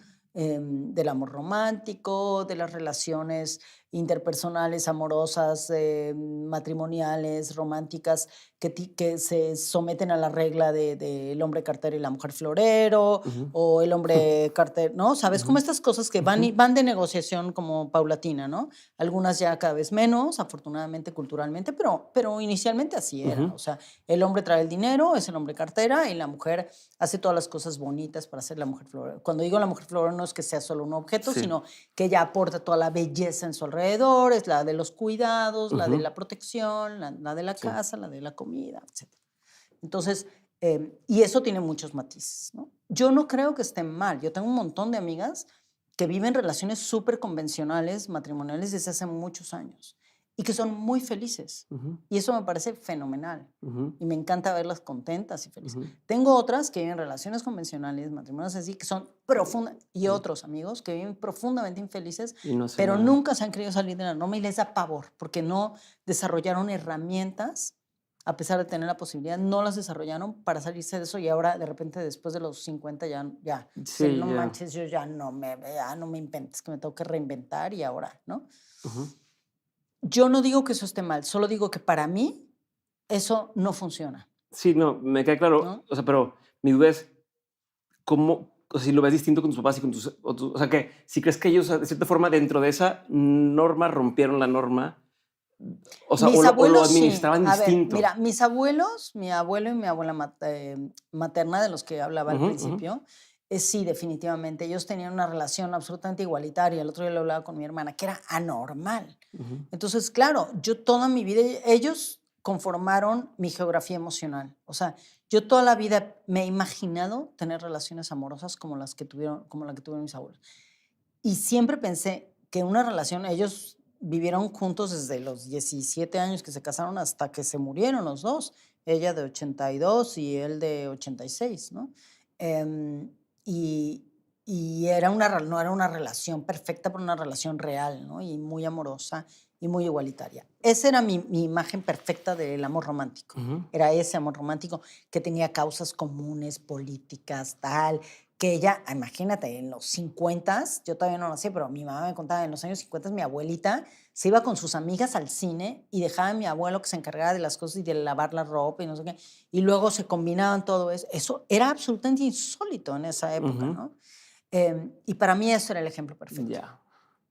Y mis padres no, para nada. O sea, mi mamá era una feminista, activista social, psicóloga, trabajaba en un montón de cosas, era toda amorosa y tal, pero había una parte de su vida en la que siempre estuvo siguiendo las reglas Ya. del matrimonio convencional para que funcionara. Si mi madre no hubiera hecho lo que hizo con el matrimonio y la familia y la maternidad, hubiéramos sido una familia más disfuncional de lo que ya somos, Ok. ¿no? Porque entonces mi padre hubiera impuesto como la narrativa convencional. Entonces, no creo que fueran profundamente felices. Yo siempre le pregunto a mi mamá por qué no se divorciaba, porque era una relación rara, ¿no? Ujú. Y mi mamá tenía sus razones para estar ahí. Y él también, ¿no? Evidentemente, porque él también se ve que debe haber sido dificilísimo para él, criado en una familia súper machista, convencional. Estar Si con una llegara a un feminista como lugar, esa, ¿no? ajá. Donde todo el tiempo se sentía en el reto constante de estar con una mujer súper Sí, y donde inteligente. además también los papás de ella, o sea, la mamá de ella, no era como, Claro. porque luego hay veces donde la hija, o sea, la esposa es medio rebeldilla, pero luego la suegra es como de que, ay, no, mijita, cómprate, Exacto, y sí. aquí no, o No, sea, no, no. dale, Los papás de mi mamá era como, a ver, a vivir la vida, mija, a chinga. reventarla, ¿no? Aquí hay que romper esquemas. Y sí, mis padres nunca fueron un ejemplo para nada, de la vida romántica y amorosa, para nada. No los considero un ejemplo. A mi madre la consideré siempre un ejemplo de una mujer íntegra y por su activismo y el Ujú. feminismo, ¿no? Como esta parte de ella. Y la parte amorosa de cómo nos enseñó a tener compromiso social, a veces demasiado exigencia. Quiero hablar del amor, porque te lo Ujú. estás mencionando, pero justo de tocar este tema más para cerrar la línea de tus papás, que me llamó la atención cuando dijiste, mi papá no era presente, yo asumí que tu mamá sí es presente, quería saber Sí, si sí, sí, sí. pero a la vez el ser presente hacía todas estas otras cosas. ¿Cómo era esa dualidad o esa administración? Porque tendemos a pensar como si estás presente no estás en otra cosa. ¿Cómo lo manejaba ella? Bueno, mi mamá, eso es lo que las feministas llamamos la triple jornada, ¿no? Y es lo que Mm, hacemos. O sea, para que funcione una relación amorosa en un contexto convencional, no importa en qué país vivas, en este momento histórico incluso, la mujer tiene que hacer todavía triple jornada. Es decir, tú tienes que hacer, si tú tienes un trabajo fuera de casa, pero te tienes que seguir haciendo cargo de un montón de cosas de la vida diaria, cotidiana, de la maternidad, etcétera. Porque, mira, en casi todos los países, ¿no?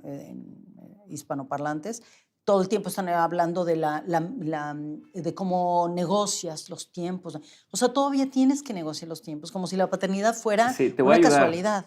Y como papá, te voy a ayudar Sí, a, sí, sí. güey, es tu hijo. O Mi sea, marido me ayuda a cambiar los pañales. sí, No, cabrón, cabrón. O sea, que este sea señor, papá. ¿no? Que sea padre de tiempo completo, es decir, la mitad del tiempo tiene que hacer todas las labores que tú haces. Ujú, ujú. Encargarse de la comida, del médico, el pediatra, del no sé Sí, sí, sí. cuánto. Mi papá no sabía ni cómo se llama nuestro pediatra, nada, no sabe nada de nada. O Sí, sea, este comediante es si mi bromear madre con hubiera eso. desaparecido, nosotros nos hubiéramos muerto los 6, yo creo, porque si no se encarga la Sí, abuela. vi un comediante el otro día hacer una broma así de que me marcan de la escuela de mi hija para preguntarme si sabía si mi hija se había subido al camión que yo la llevé, dice, que cuál camión agarró. y le dice, ¿de qué estás hablando? Eso le tienes que preguntar a mi esposa. No sé ni en qué colegio va. O sea, yo la más la llevé y no sé qué colegio estás haciendo. O sea, mal, pero Eso el sí. chiste, pero Es chiste, pero es pero un es chiste verdad. basado en la realidad, Exacto, claro. exacto. Sí, entonces, bueno, pues eso. Hacía triple jornada tu mamá. Pero eso, claro, mi mamá, como todas las mujeres en el mundo que maternan, que cuidan y que crían niñas y niños y que tienen pareja y que sostienen un hogar, ¿no? Para que se mantenga ahí como sólido, pues hacía eso y cocinaba y no sé qué. Y nos enseñó a mis hermanos y a mí, a nosotras, a las mujeres, a cocinar a todos y todas por igual, a cambiar llantas, todas las cosas, ¿no? Como muy igualitarias, muy feministas. Pero al final ella acabó haciendo sacrificios que mi padre jamás hizo por nosotros, ni por la familia, ¿no? Ya. Ahora sí hablemos del amor. ¿Cómo ha cambiado tu percepción del amor? Y ahora que hiciste este nuevo libro donde escuchas muchas historias frescas o de otras juventudes sobre el amor, e incluso cuando hiciste el libro del año pasado, donde recuerdas todas estas versiones que tenías y que justo decías, junté o acerqué la Lidia de chica con la Lidia de hoy, ¿qué sientes que se ha mantenido igual en tu percepción y qué sientes que ha cambiado con todo lo que has tenido experiencias en la vida? Bueno, yo creo que hay una parte de mí, como una parte de la Lidia niña, que sigue viva, perfectamente viva en mí, ¿no? Y es como, soy increíblemente cursi, ¿no? Como romántica progre, aunque tengo un montón de cosas de sesgos del romanticismo convencional, yo creo que nadie se salva de esa cosa, aunque digas que eres poliamoroso y toda esta cosa que otra vez están renovando que sucedió en los 60s. De todas maneras, tenemos un montón de partes de esta narrativa del romanticismo decimonónico, ¿no? Y esta niña sigue ahí viva. ¿Qué ha cambiado? Pues la verdad es que muy poco, porque lo que yo ahora entiendo de mí es que desde muy pequeña tenía mucha claridad sobre lo que yo sí quería y lo que no quería. Y ahí otra vez la relación de mis padres, que para mí era una relación fallida, el amor comparado con mis abuelos, fue un ejemplo perfecto de lo que yo no quería. Okay. Porque casi siempre decimos, mira, es que yo vi lo que quería, pero pocas veces reconocemos cómo nos educa el poder crecer en entornos de lo que no queríamos, reflexionar sobre ello y profundizar en ello, ¿no? Y entender ese mapa emocional, psicológico, anímico, de eso que tú ves y dices, esto es lo que yo no quiero para mi vida. O sea, les quiero y pues hay ellos con su rollo, esta cosa rara que tienen de relación extrañísima, pero eso es justo lo que no quiero y quiero entenderlo para no reproducirlo. Y eso sí lo logré hacer. Y desde muy chica, o sea, mi primer novio, que todavía me lo encontré hace muy poco, me lo reencontré en un aeropuerto además, mi primer novio al que descubrí que todavía ni tuve sexo con él, pero nos manoseamos sabroso, bien rico, y era encantador. Al que descubrí que tenía otra novia, ¿no? Que estaba conmigo, me decía que quería ser mi novio, pero tenía otra novia, me acuerdo que le dije, ¿está todo bien? Y nadie me dijo que lo dijera, ¿eh? Yo lo entendí. ¿Cuántos años tenías? Le dije, 15. Le dije, ¿está todo bien que tú tengas otra novia? Que además era mi vecina, entonces era muy conveniente para él porque llegaba a mi casa y luego en la bici. Y la otra, se bajaba en la bici a 2 calles y ya estaba con la otra novia. Y le dije, todo está bien que tengas otra novia aquí a 2 cuadras, no pasa nada, a 2 calles, todo bien, solo que si vas a ser novio de ella y mío, dile a ella, si ella está de acuerdo, yo no tengo ningún problema. Okay. Y entonces el otro estaba, o sea, ¿cómo? Él quería que yo le hiciera una escena de celos. Luego nos hemos reído mucho con eso, pero yo tenía 15 años y dije, yo no tengo bronca con esto. O sea, tenemos 15 años, tampoco me voy a casar, ¿no? Nos besuqueamos súper rico y eres un guapo y me pones mucho, pero tampoco pasa más, ¿no? Con él descubrí el deseo sexual, cañón. O sea, con él entendí que yo era muy caliente, por ejemplo, ¿no? Y lo agradecí muchísimo.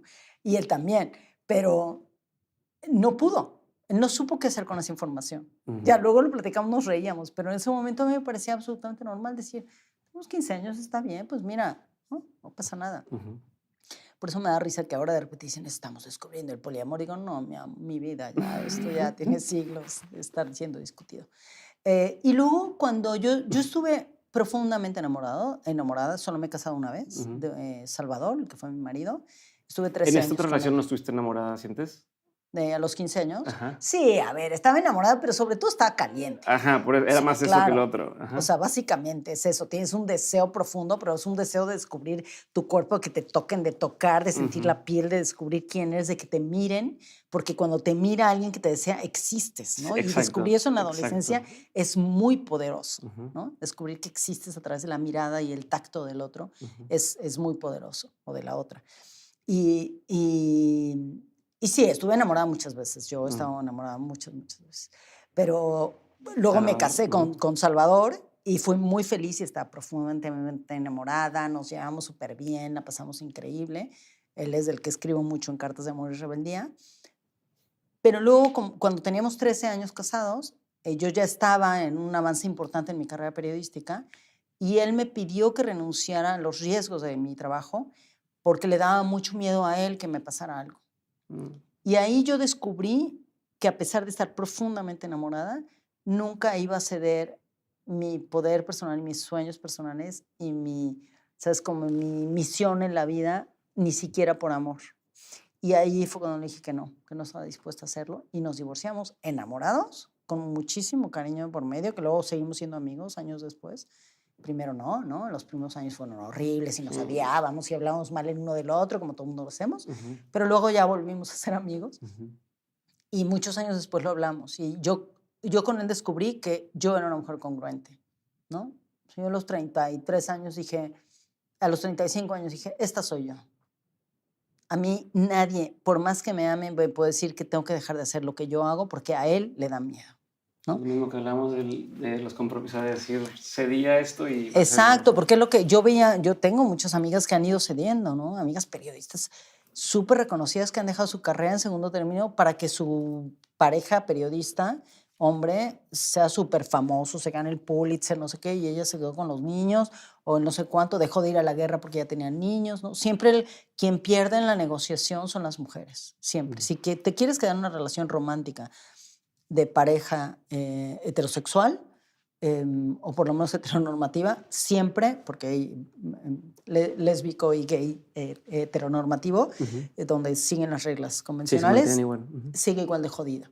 Alguien quien tiene más prestigio, más poder y hace como el rol más masculinizado, es la persona que va a pedirle a la otra que hace el rol feminizado que se quede ahí a cuidar el gallinero mientras ellos salen a conquistar el mundo, ¿no? Ulises y su tarea. Y yo decidí que no iba a hacer eso. Entonces, estoy muy orgullosa y he vivido muchos amores y me he enamorado otras veces, pero siempre ha sido así. O sea, lo máximo que me duran las relaciones son 13 años. Es mi... pues está bastantito. Pero entonces, sientes que se ha mantenido igual. Entonces, o sea, solamente se ha confirmado tu visión que tenías del amor desde chica. Sí. ¿No? Como ha sido como confirmar que tenías razón o que sí eres como congruente de eso. No es que te hayas decepcionado de es que el amor no sé qué o Nada, tal. Cero. O sea, yo no me decepciono del amor, me he decepcionado de algunas personas. Claro, pero es diferente. Es diferente, sí. ¿Quién no? ¿Y cómo, cuando hiciste esta investigación con las niñas aquí en España, en toda España, cómo evitas las ganas a veces de decirle, morra, la estás cagando?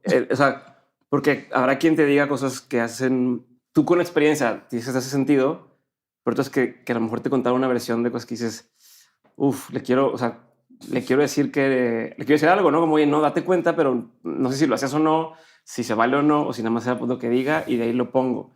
Y con conceptos relacionados con eso y con conceptos relacionados con todo lo demás que hiciste investigación sobre la sexualidad, sobre el género y todo ese tipo de cuestiones. O sea, tenía la tentación de pronto de decir, agarra la onda, o no tener la tentación, y si lo hiciste o no lo hiciste. No, a ver, yo creo que son dos cosas diferentes. Yo voy mucho a escuelas en muchos países del mundo a dar charlas, a hablar sobre todo con adolescentes y tal, y conferencias y tal.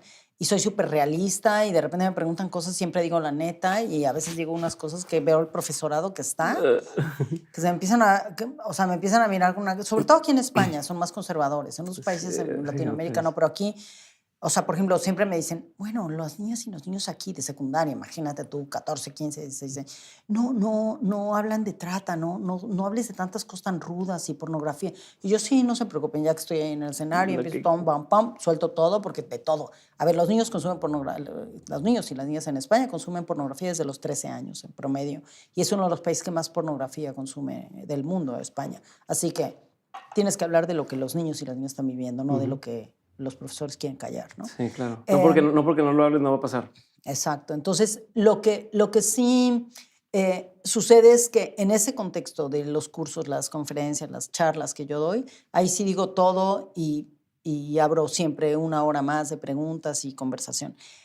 Cuando hago entrevistas me mantengo totalmente al margen para no inducir, porque si haces una entrevista inductiva, pues ya se jodió la cosa, ¿no?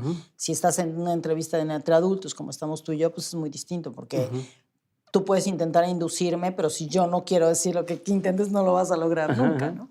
Puedes provocarme, que es distinto, pero la inducción es otra cosa. Entonces, ¿crees que sí es muy buena entrevista ético. Lo que estoy haciendo yo? Sí, lo estás haciendo muy bien. Lo estás intentando por momentos. Entonces di que sí. Ajá, no. Sí, totalmente. No te creo. No, pero en el caso de las niñas, claramente no puedes inducir. Tú cuando entrevistas a gente joven es muy fácil caer en la tentación. No, pero me refiero ni siquiera cuando, evidentemente me estás preguntándole no, pero ok, ya acabé la entrevista, listo, jaja. Oye, ¿sabes qué? Vamos con esto, ¿sabes? Oye, considera esto otro. Ahí tengo un libro para que te... No pasa... Cuando me preguntan, sí, cuando me empiezan a preguntar, casi siempre sucede cuando terminas, porque yo desarrollé desde hace muchos años esta técnica de entrevista digamos, con una noción psicopedagógica con niñas y niños que siempre entrevisto aislados y luego en grupos, porque eso permite que lo que ya te dijeron individualmente lo interconecten con otras niñas y niños de otros contextos y puedan discutirlo a profundidad. Y entonces a veces preguntan, ¿y tú cómo lo hiciste? Exacto. ¿Y cuándo tal? Y entonces ya cuando me preguntan a mí, yo digo, por eso el libro de Rebeldes y Libres tiene algunos comentarios, porque responde a cosas que ellas me preguntaban, ¿no? Concretamente. Ok. Tengo una última duda sobre otro tema y luego nada más las preguntas que hago siempre al final. Yo sé que ya me estoy pasando mucho con el tiempo. ¿Cuál es la diferencia entre ser rebelde y ser rebelde con causa? Porque por ahí lo mencionas. Sí, a ver, esa era una frase que mi mamá siempre utilizaba, ¿no? Que decía, si vas a ser rebelde tienes que tener una causa para la rebeldía, si no es simplemente estupidez, ¿no? Es como solo estás enojada con el mundo, porque la rebeldía siempre viene de una indignación o de una ira inicial que se convierte en rabia y en enojo por algo que te parece injusto, inadecuado, que te duele, que te molesta, ¿no? Pero si eso no lo transformas en algo que tenga una carga de contenido para que te conviertas en una rebelde que es útil a la causa que te indigna, te mantienes enojada. Por eso hay tanta gente que defiende la ira, ¿no? El otro día estaba leyendo un libro de una experta que vino a España a presentar su libro sobre en defensa de la ira, ¿no? Y ahí tiene fragmentos muy interesantes y otros que podría debatir perfectamente con ella, porque digo, claro, la ira es una emoción, no es un sentimiento, ¿no? Pero luego la ira, que es una emoción, que está ahí dentro de cómo funciona nuestro sistema neuronal, y luego se convierte en rabia y en enojo, ¿no? Y el enojo puede ser sostenido, puede pasar 20, 25, 30 años enojado, rabia, ¿no? Pero cuando en el activismo feminista, porque ella habla de eso, tú te lo llevas al enojo constante, perenne, y desde el enojo y la rabia estás constantemente defendiendo los derechos de las mujeres, lo que quieras, LGTBQ+, TTT, todo lo que tú quieras defender. Si lo haces desde el enojo, generalmente lo que te va a suceder es que no vas a tener ningún logro, ¿no? Vas a generar mucho más enojo, o sea, lo transmina a todo tu discurso y toda digamos, tu diálogo, esa rabia y ese enojo y el resentimiento, y no logras el resentimiento significa volver a sentir sistemáticamente, ¿no? Entonces, el resentimiento es muy peligroso en el activismo y eso lo aprendí con mi madre, porque yo estaba muy enojada de adolescente. Entonces, no es que no me enoje, ¿eh? Y no es que no sienta ira frente a la injusticia y los tratantes y los pederastas, por supuesto. Ya había noches que yo soñaba que los mataba con una AK-47 hecha en Suecia, ¿no? Y mi terapeuta me decía, eso es muy sano de tu parte, que tú sueñes que matas al pederasta. Sin fe funciona tu sistema. Es natural, o sea, yo estaría enferma, sería una tendrías psicópata. sería depresivo no querer tener este instinto de Claro, supervivencia y de querer y de defenderte. indignación y de enojo y de ira natural frente a los tratantes y los abusadores y los violadores. O sea, claro que sí. A todos los violadores que han ido a la cárcel gracias a mi trabajo y que yo he defendido a las víctimas, claro que sí. Había una parte de ira inmediata cuando ellas me contaban su historia. Pero luego eso, tú tienes que llevarlo a la transformación, decir, a ver, desde mi rebeldía, ¿cómo puedo salirme de la norma para que esto funcione?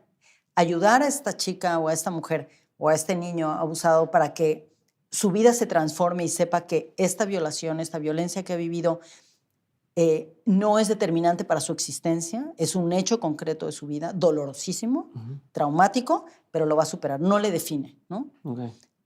Y eso es importante. Y luego, ¿qué voy a hacer yo con esto para que en lugar de reaccionar desde esta ira que me dio inicialmente, lo haga desde una manera súper estratégica, intelectual? O sea, para ver si te entendí bien, es un ejemplo muy pendejo, pero a ver si, o sea, yo sé que no se compara, pero si te entendí bien. Es como cuando llegas al aeropuerto, llegas a la madre donde los boletos, llegaste tarde, dices, no, acabamos de cerrar la puerta y te zurras o no, te enojas, pero dices, puta, si me peleo ahorita no voy a lograr nada, por más que enojado que estoy, entonces te la aguantas y es como, señorita, por favor, deme chance. Yo sé que llegué tarde, yo sé que la regué, yo sé que la metí en problemas. Habrá oportunidad y a veces dicen, ándele, pásale, porque sabes que no vas a lograr nada de la otra forma. Es más o menos hacia allá, como decir, ¿cómo puedo desde mi frialdad o de políticamente, diciendo como ser político, resolver mejor el problema que si nada más me enojo y rompo algo o le mento la madre a alguien? Esto que acabas de definir es perfecto, porque además tiene que ver, te estoy viendo mientras lo defines y te cambia la mirada. Tú sabes perfectamente cómo funciona. En neurociencia lo que nos dicen es que la ira despierta una parte del cerebro que obnubila todas las demás capacidades cerebrales para ser estratégico, ¿no? Y entonces, cuando tú estás en el momento de la ira, esto te activa para defender, por ejemplo, a una víctima, defenderte a ti misma, a ti mismo, de un momento en el que... Fight or flight. Pero exactamente, es eso, ¿no? Y entonces te genera todos estos neurotransmisores que generan hormonas, las hormonas, ya sabes, ¿no? Todas las hormonas para que funcione el cortisol, etcétera, para que decidas alerta si te mueves, ¿no? Alerta y vámonos. Me defiendo, o salgo corriendo o me defiendo, ¿no? Eso es instantáneo, pero luego hay un momento en que eso se convierte en reflexión, que es lo que acabas de hacer, ¿no? Como es, ¿yo qué hago? ¿Me quedo ahí atorado o lo que voy a hacer es moverme a un lugar donde puedo hacer una negociación? Y entonces ya haces una reflexión intelectual y eso se convierte en emoción. Y entonces lo pasas a una emoción activa, positiva, que es, voy a negociar esto desde la necesidad que yo tengo de subirme a ese avión porque me urge. Y lo negocias desde un lugar afectivo, empático, donde tú generas empatía. Pues es igual, yo hago exactamente lo mismo, incluso en los momentos más difíciles, que es, primero es que yo me tengo que bajar de esa ira porque si yo lo que quiero es ir con las abogadas de mi centro de atención a convencer al juez de que la violación de estas mujeres tiene que ser juzgada de tal manera, si yo llego, pinche juez, corrupto, desgraciado, maldito, evidentemente no. A lo mejor está diciendo estupideces y tengo ganas de decirle todo eso, por dentro pero estás nunca que no lo voy a puedes, hacer, ¿no? Me voy a colocar emocionalmente en el lugar donde yo aprendo a elegir mis batallas. Yo aprendí a elegir mis batallas desde joven, desde muy, muy joven. Y más después de la tortura y la persecución y tal, decidí que yo iba a elegir mis batallas. Yo sé cuándo subirme al ring. Y cuando me subo al ring, cuidado. Pero antes de subirme al ring, yo lo que estoy es viendo cómo va la pelea, quién va a ganar, quién se sube, quién contra quién, cómo está la gente alrededor, cómo se sienten los ánimos, ¿no? Evalúo todo eso a mi alrededor. Desde niña soy capaz de hacer eso. Hago como mapas mentales, emocionales, y luego ya que lo veo, de repente digo, ok, ahora me toca irme a las cuerdas y vámonos al ring. Y ahí sí ya sé lo que voy a hacer. A veces la riego y me equivoco, pero ¿no? es un superpoder, poder así como leer el cuarto y estar... Es un superpoder, a la vez, me imagino, si te pasa a ti, es cansado en sentir tantas emociones de todo el mundo y que seas sensible a eso y que o sea, a veces dices es agotador, agotador. Porque de repente además la gente lo percibe y entonces mandan. A mí me pasa con mis redes sociales. Todos los días me llegan cientos de mensajes de todo el mundo. O sea, hoy estaba revisando unos mensajes y digo, ojalá yo tuviera ese poder. Ojalá fuera como cuando decía de niña, quiero ser presidenta del mundo mundial, ojalá pudiera ser presidenta del mundo mundial y corregir. Pero niña, o sea, una chavita de Perú que me escribe para pedirme ayuda con unos abusos sexuales, un montón de hombres que me escriben, que han leído mis libros, que fueron abusados de niños que no saben cómo procesar. Entonces, bueno, sí, es una especie de superpoder, pero tiene un costo enorme, ¿no? Tiene un costo emocional y además... A ver, esto es un tema que a mí me mueve un montón, ¿no? Y más ahora, después de tantos años de trabajar en esto, y por la fama que tengo y porque de repente mis videos empiezan a circular, por ejemplo, en TikTok y se vuelve una locura. Porque entonces gente que no me conocía... Toda esta semana que elegí un par de personas que iban a hablar contigo, me empezaron a pasar el mismo, me mandaron todo el mundo manda el mismo. Que lo subió una chica que lee libros y recomienda libros en TikTok y que es un encanto, pero... Claro, genera un trending topic con mis videos de investigaciones y de repente la gente que me descubre en este momento quiere que yo vaya a Panamá, Paraguay, a Cuba, a todos los países que yo he investigado. Yo he investigado y trabajado en 143 países. Quiere que vaya a esos países a ayudarles a salvaguardar a las víctimas. Entonces, yo sé que yo soy solo una humana falible, ¿no? Que tengo muy poco poder en términos, ¿no?, globales. Pero la gente está tan desesperada y tan desanimada que me ve y piensa que soy mucho más poderosa de lo que soy. Pero es lo mismo de elegir tus batallas. O sea, o tú te dedicas a lo que estás haciendo, que hace que la gente se dé cuenta de estos temas, o te pones a dar terapia a cada una de las... O sea, y son diferentes cosas, ¿no? Y regresando un poco al principio de lo que hablábamos de Oriana y de todas estas personas que tú creciste y decías, wow, pues hasta cierto punto te has convertido en una persona como ellas. ¿Qué sientes? O sea, ¿qué sientes de decir, no sé si lo piensas o no, pero qué sientes de, para mí, te has convertido en alguien similar a esto, ¿no? Entonces, ¿eres consciente de eso? ¿Te sientes contenta? ¿Te da un peso? ¿Te da igual? ¿Cómo lo interpretas? No, a ver, mira, cuando yo salí de la cárcel y entonces fui a una manifestación en el Zócalo y hablé como ahí en el Zócalo lleno de... miles y miles de personas y fue muy conmovedor porque toda la gente en el Zócalo empezó a gritar, todos somos Lidia Cacho, y fue muy abrumador. Una amiga, cuando terminamos ese evento, era todo alrededor de las mujeres de los feminicidios en Ciudad Juárez, yo hacía 2 meses que había salido de la cárcel, que estaba apenas procesando la tortura y todo, y fui a eso y fui entera, salí, y luego, claro, a terapia directa, ¿no? Y una amiga mía me dijo, Lidia, tienes que asumir que te has convertido en un símbolo. Tu nombre ahora es un símbolo. Asume eso para el resto de tu vida. Y yo primero dije que no, y estaba como muy enojada, ¿no?, con eso, porque decía, es que ya no quiero. O sea, implica un chorro de cosas también. Si un día me ven mentando la madre a alguien, ¿cómo ella hace eso si es todo esto otro? Claro. Entonces mira, yo creo que tengo el ego muy bien colocado. O sea, yo sé que soy una mujer muy inteligente, muy capaz, que tengo mucha fuerza, que tengo poder en ciertos aspectos, etcétera. No me tiro a los vidrios para que me recojan y digan, ay, no, tú eres maravillosa. No necesito eso. Mi ego está bien nutrido, lo suficientemente para saber que no necesita más comida, ¿no? Entonces no necesito que me esté nutriendo el ego diciendo, ay, qué barbaridad, qué valiente eres, tú eres lo máximo. Agradezco infinitamente cuando la gente lo dice de corazón, porque sé que lo dice, ¿no? Pero no me hace diferente, no me convierte en otra persona que me reconozcan y me digan, porque yo no soy periodista y defensora de derechos humanos y feminista para caerle bien a nadie. Yo lo soy porque me gusta ser congruente conmigo y caerme bien a mí misma. O sea, a mí me gusta levantarme en las mañanas, hacer yoga, meditar, verme al espejo y decir, si hoy te mueres, todo bien. ¿Sabes? O sea, me caigo bien. Y yo creo que esa es como la meta en la vida que deberíamos de tener, es si tú vives a gusto contigo misma, ¿no? Que vuelvo un poco también al tema del amor, al final, porque soy muy, o sea, me encanta estar enamorada, me gusta, lo disfruto mucho, pero también ahora no estoy dispuesta a vivir con nadie, ¿no? No necesitas a alguien. No necesito a nadie. Me encanta estar enamorada. Sí necesito compañía humana, evidentemente, y el sexo me gusta muchísimo. Entonces, pues, tengo amigos con los que la paso a todo dar. Y si con uno de ellos surge algo amoroso y todo, está muy bien.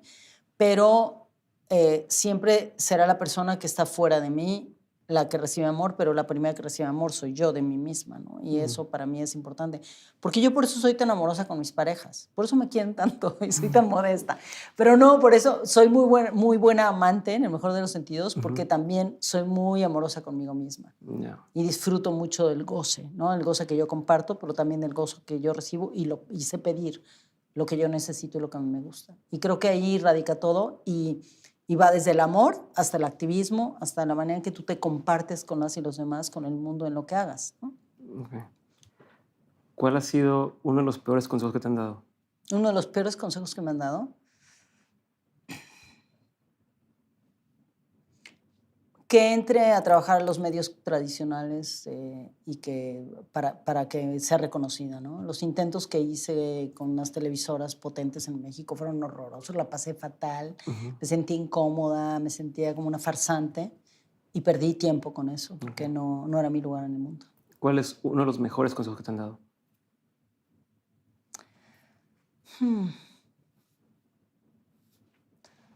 Yo creo que me lo dio mi abuelo materno y cuando me contaba sobre cómo enfrentarte como en los peligros de la política. Y era, nunca opines hasta que terminaste la tarea. No cuentes lo que vas a hacer. ¿Qué es un consejo que tú antes dabas como un buen consejo, pero que ya no darías? Uy, un montón. En cualquier ámbito, no importa, pero que tú antes les decías a las personas esto de que te aconsejo esto, o no sé, y que ya... Soy una persona que da pocos consejos, honestamente, porque además me cae muy mal, me choca que me estén opinando sobre mi vida, ¿no? A menos que yo pida un consejo, no los recibo muy bien si no los pido. Entonces soy poco adepta a dar consejos, pero alguno que di, yo creo que al principio de las clases de periodismo y todo eso, era decirle a la gente que todo el mundo tiene la posibilidad de ser un buen periodista, y ahora entiendo que no es cierto. Que si tú no tienes una convicción para seguir tu misión y no tienes las herramientas para defender tu misión internamente, tus herramientas emocionales, intelectuales, de solidez emocional, no puedes hacer buen periodismo porque vas a acabar corrompiéndote y te va a comer la entraña ¿no? venderte frente al poder. Ya hablaste 2 veces de tu misión. ¿Cuál es tu misión? O sea, mencionaste, ya van 2 veces que mencionas ese tema de tener una misión, tener una misión. ¿Qué sientes hoy que es tu misión? Pues dejar un poquito mejor el mundo de lo que era antes de que yo llegara, ¿no? O sea, como decir, bueno, pues pasé por aquí y podría haber pasado inadvertido, ¿no? Pero por lo menos lo hice dejando un poquito más de amor y de justicia frente a lo que mis ojos ven. ¿Qué opinión tienes que poca gente comparte contigo? ¿Qué opinión tengo que poca gente comparte conmigo? Es una buena pregunta, no lo sé. Yo creo que... Esas opiniones que de hacer una cena, sabes que si lo dices, se va a dividir la mesa. Bueno, sí, que la izquierda es profundamente machista y que la izquierda se está muriendo por el machismo. Eso cae muy mal porque yo soy de izquierda. ¿En qué sentido o a qué te refieres? Sí, que la izquierda en el mundo entero, en general, ha promovido todos los valores de la igualdad y la equidad, etcétera, pero al final está totalmente atravesada por el patriarcado y, está definida definida, pero además las dinámicas políticas dentro de la izquierda y culturales, etcétera, están atravesadas totalmente por el machismo. Entonces siempre los intelectuales que defienden la igualdad son los que más ganan, más que las mujeres, en fin. Entonces eso, que la izquierda... Si la izquierda no se repiensa, la derecha va a ganar siempre porque se está autodestruyendo, ¿no? Con su ceguera. Y eso no cae bien, ¿no? Mi exmarido me decía, no digas eso enfrente de nuestros amigos porque ya no nos van a invitar a cenar. Ya no voy a creer. Y pues, ya con el que no quiero volver a cenar es con mi exmarido, claramente. ¿Qué es algo que la gente no sabe de ti y que si supiera le sorprendería? No lo sabe por alguna razón. No sé.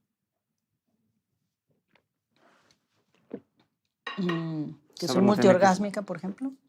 ¿Perdón? Que soy multiorgásmica. Eso no lo sabe casi nadie. Pero ahora ya lo va a saber saber todo el mundo. Tus 25 millones de seguidores. Muy bien.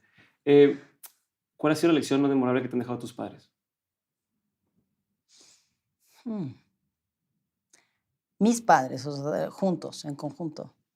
Wow. O sea, puede ser uno y uno o una cosa... La lección más memorable que me han dejado mis padres.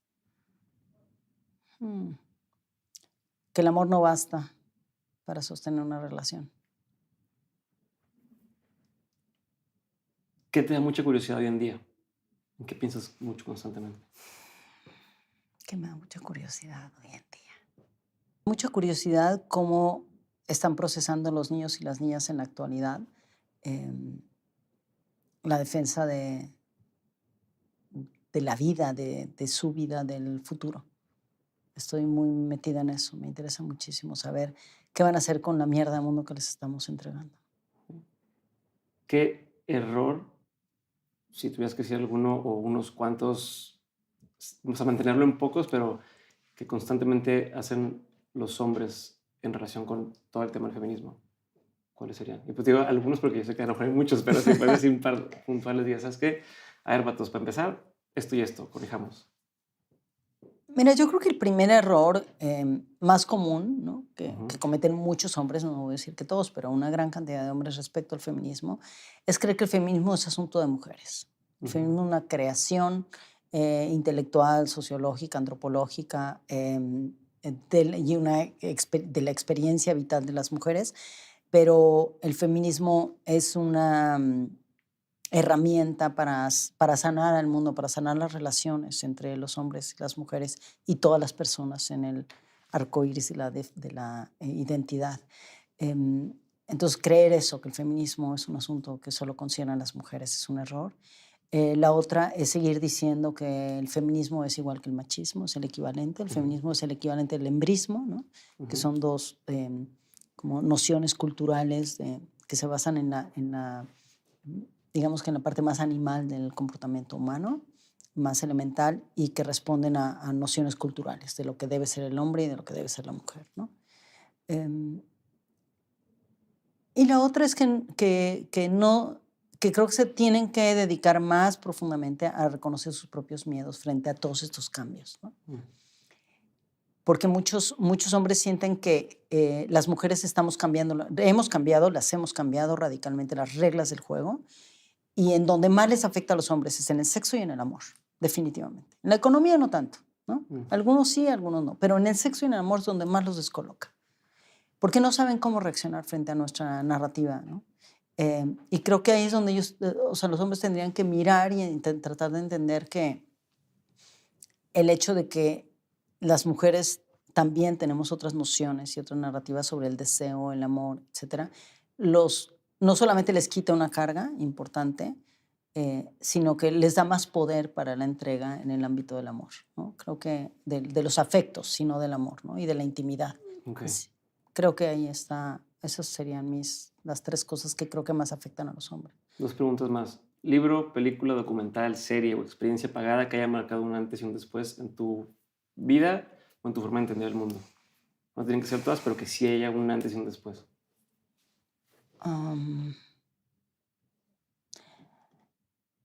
Bueno, hay un montón, la verdad es que hay un montón, pero definitivamente yo compré en un aeropuerto en Londres la segunda edición de un libro de Herta Müller, la escritora que luego ganó el premio Nobel, que se llama Hambre y Seda, que es un libro que es una locura, o sea, es uno de los mejores libros que he leído en toda mi vida y lo releo, o sea, está todo subrayado. De hecho, es de los pocos que salvé ahora en el exilio porque lo traía conmigo en mi maleta porque no lo suelto, ¿no? Es un libro muy raro. Sí, es de Herta Müller.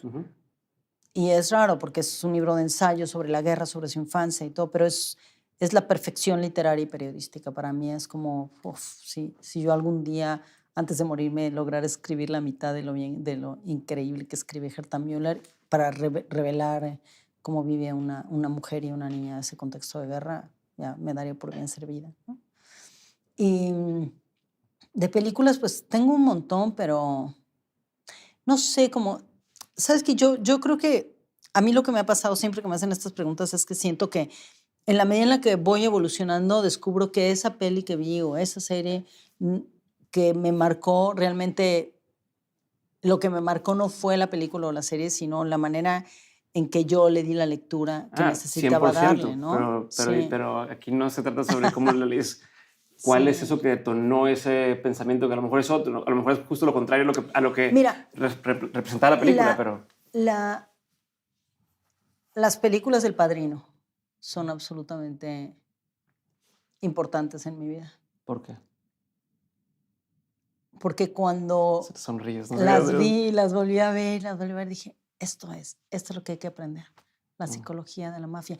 Y los libros de Mario Puzo en realidad es una mierda. Ahí la obra de arte en realidad son las películas. Es de las pocas, bueno, sí las hay obviamente, sobre todo en cine europeo, pero adaptaciones de un libro a película, donde la película por mucho supera a la literatura, y ahí sí, definitivamente, a mí sí me funcionó. De todas mis amigas mujeres se me quedan viendo y me dicen, ¿cómo el Padrino? Y digo, sí. ¿Viste la serie de cómo se hizo El Padrino? ¿Una Sí, reciente? sí, claro. Está Sí, buena, ¿no? sí. ¿Cómo, o sea, cómo te pone el otro lado de lo que Claro. pasó detrás de todo esto? Toda la historia, sí. Última pregunta. De todo lo que has vivido, tanto en lo personal como en lo laboral, has tenido un montón de aprendizajes.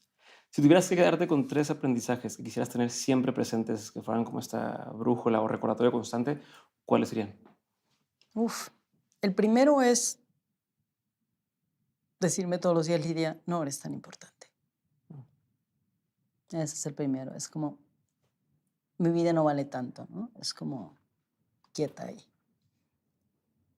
Porque hubo un momento en mi carrera que había como mucho impulso, incluso de mi pareja, para alimentar mucho, nutrir la fama y el prestigio y todo. Y me compré eso un tiempo y fui muy infeliz cuando lo empecé a hacer y me sentía traicionándome. Entonces digo, no nutras esa mierda porque no te hace bien, ¿no? No es tan importante. Somos muy poquita cosa. Yo, por lo menos, lo tengo claro. 3, ¿quieres? Sí, ese es uno. Ese es uno. El otro es que cada vez que digo que es la última vez que me enamoro, ya sé que lo que va a pasar es que me voy a volver a enamorar. Okay. Y eso me ayuda a recordar que por más que sufras con el desamor, va a volver por otra puerta, ¿no? Otra forma de amar distinta y mejor, sin duda, también. Y, y la otra es que no me voy a morir sin dejar de dar la batalla por la igualdad en la que los hombres también estén integrados en el discurso con el feminismo. No voy a ceder ante mis amigas feministas que siguen diciendo que a los hombres les toca solos porque solos no pueden, y me consta que no pueden, y hay que acompañarlos porque tenemos que ir de la mano. Así que creo que eso me toca ahora que cumplí 60 años, pensé mucho en esa reflexión, como, sí, nos necesitan, no es nuestro trabajo, me gustaría no tener que hacerlo, me encantaría que hubiera una revolución de los hombres para su transformación en el mundo de la igualdad, pero quien va a abatir esta oleada de este boomerang que viene de violencia contra las mujeres por la rabia contra la libertad de las mujeres, tenemos que ser las mujeres y los hombres juntos, y hay que trabajar con ellos. ¿No? Nos toca. ¿Quién nos manda tener tanta inteligencia emocional?